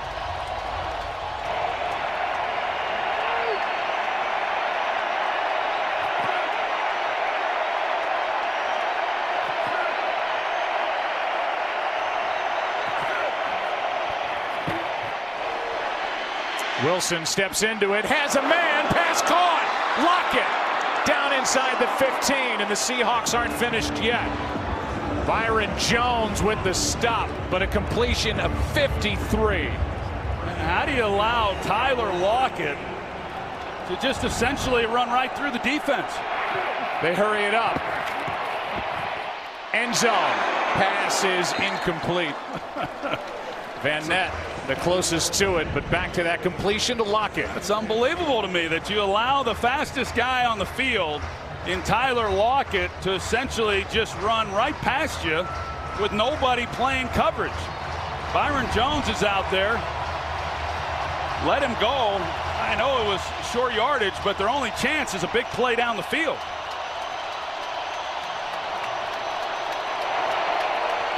They need a touchdown. They need 2 scores. They're going to need a successful onside kick in the middle of all of it. Pass is behind to the receiver Baldwin. And incomplete. Van Der Esch back there defending. Now 3rd down and 10.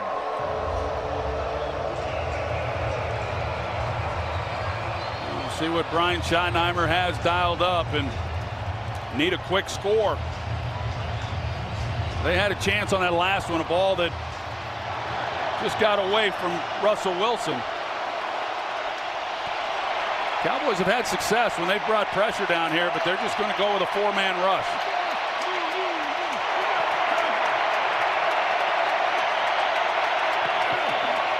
Third down and 10. Pressure off the edge. Pass is caught by McKissick. 4th down coming up. Byron Jones forced him out. And we'll see if Seattle can finish this quick drive. Well, you just without Janikowski and no confidence, they go for it here on 4th down rather than go ahead and take the 3 points and then try your onside kick. So clearly Janikowski's injuries had an impact here in the second half. 4th down and 4. Pass is caught by McKissick for the touchdown. And there is hope for the Seahawks.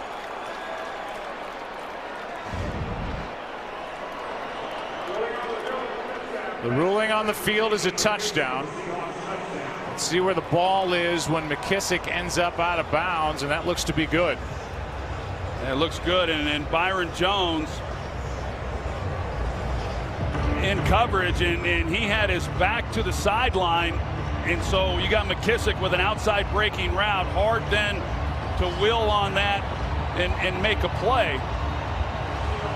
Seahawks will go for 2 again without their kicker. They were successful with Mike Davis pounding it in. So 2 for 2 on the year, 1 for 1 tonight. Carson back there now.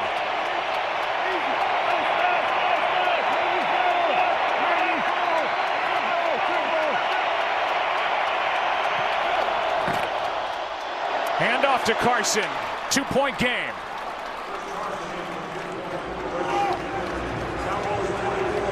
(24-22) with 1:18 remaining. No timeouts, but it's going to take a successful onside kick for Seattle to have a chance. Chris?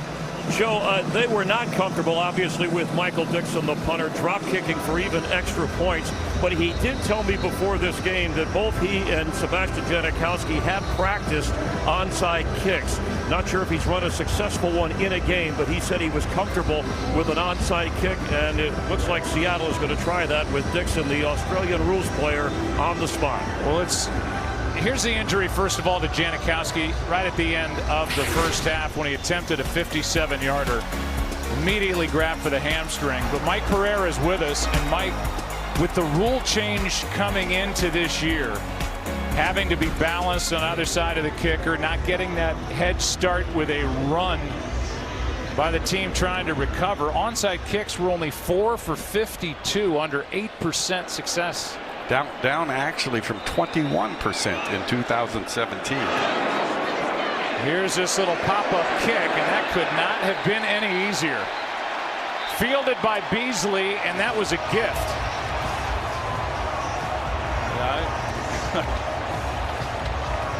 Wasn't much of a chance, was it? That is hard to explain. It's not as if Dallas didn't have anybody back there. And the little drop kick, maybe he got more of it than he expected, but this is the easiest catch in one of the biggest moments for Cole Beasley in his career. No question. Pete Carroll, he can't believe it, but you don't come into a game, any game, and expect to lose your kicker the way they lost Janikowski at the first half.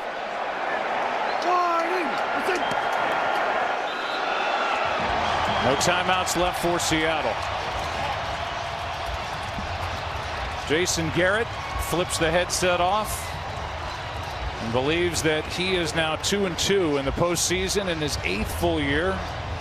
He and the Cowboys wrapped up their 3rd division title over the last 5 years.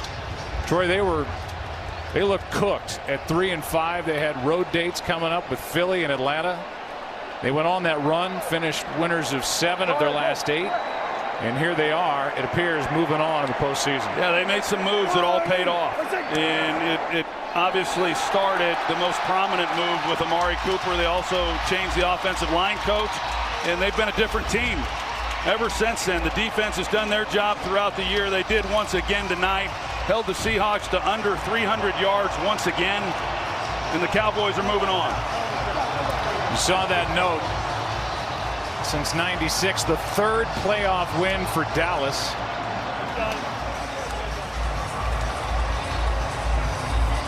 And for the Cowboys,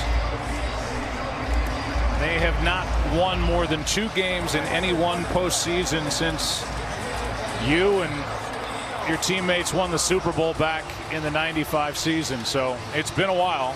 And in this game, Ezekiel Elliott, 30 touches, 169 yards and a touchdown. Dak Prescott, a touchdown throw and a touchdown run. Amari Cooper with a 100-yard day receiving on 7 catches, 106. And the number 4 seeded Dallas Cowboys will have a date next week, either in New Orleans or in Los Angeles, depending on what happens with the Eagles and Bears tomorrow afternoon. Let's go down to Aaron Andrews. You're loud. You just rolled your eyes. Your first playoff win. What? I mean, this team, everything we've been through, we had so much confidence coming to the game, and our confidence remains. I mean, we just played a great Seattle team, but I mean, just honestly, it's just all about the way we fall, the way we compete through success and adversity. Proud of our guys. Can we talk about the way this guy fought on 3rd down, running it for 16 yards to get the first down and then set up the touchdown? I mean, what were you thinking when you saw him take off? It's simple. He's a grown-ass man. That's what it is. That's how he played today, and he led us to this win.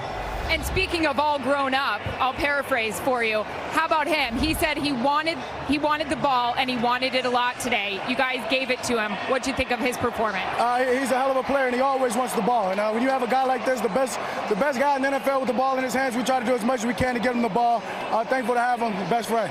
Defense looked pretty good today as well, guys. Defense is great. I mean, honestly, they keep us in every game. It was just a great team win. We're going to go celebrate this one. Congrats to you both. Thanks, guys. Thank you.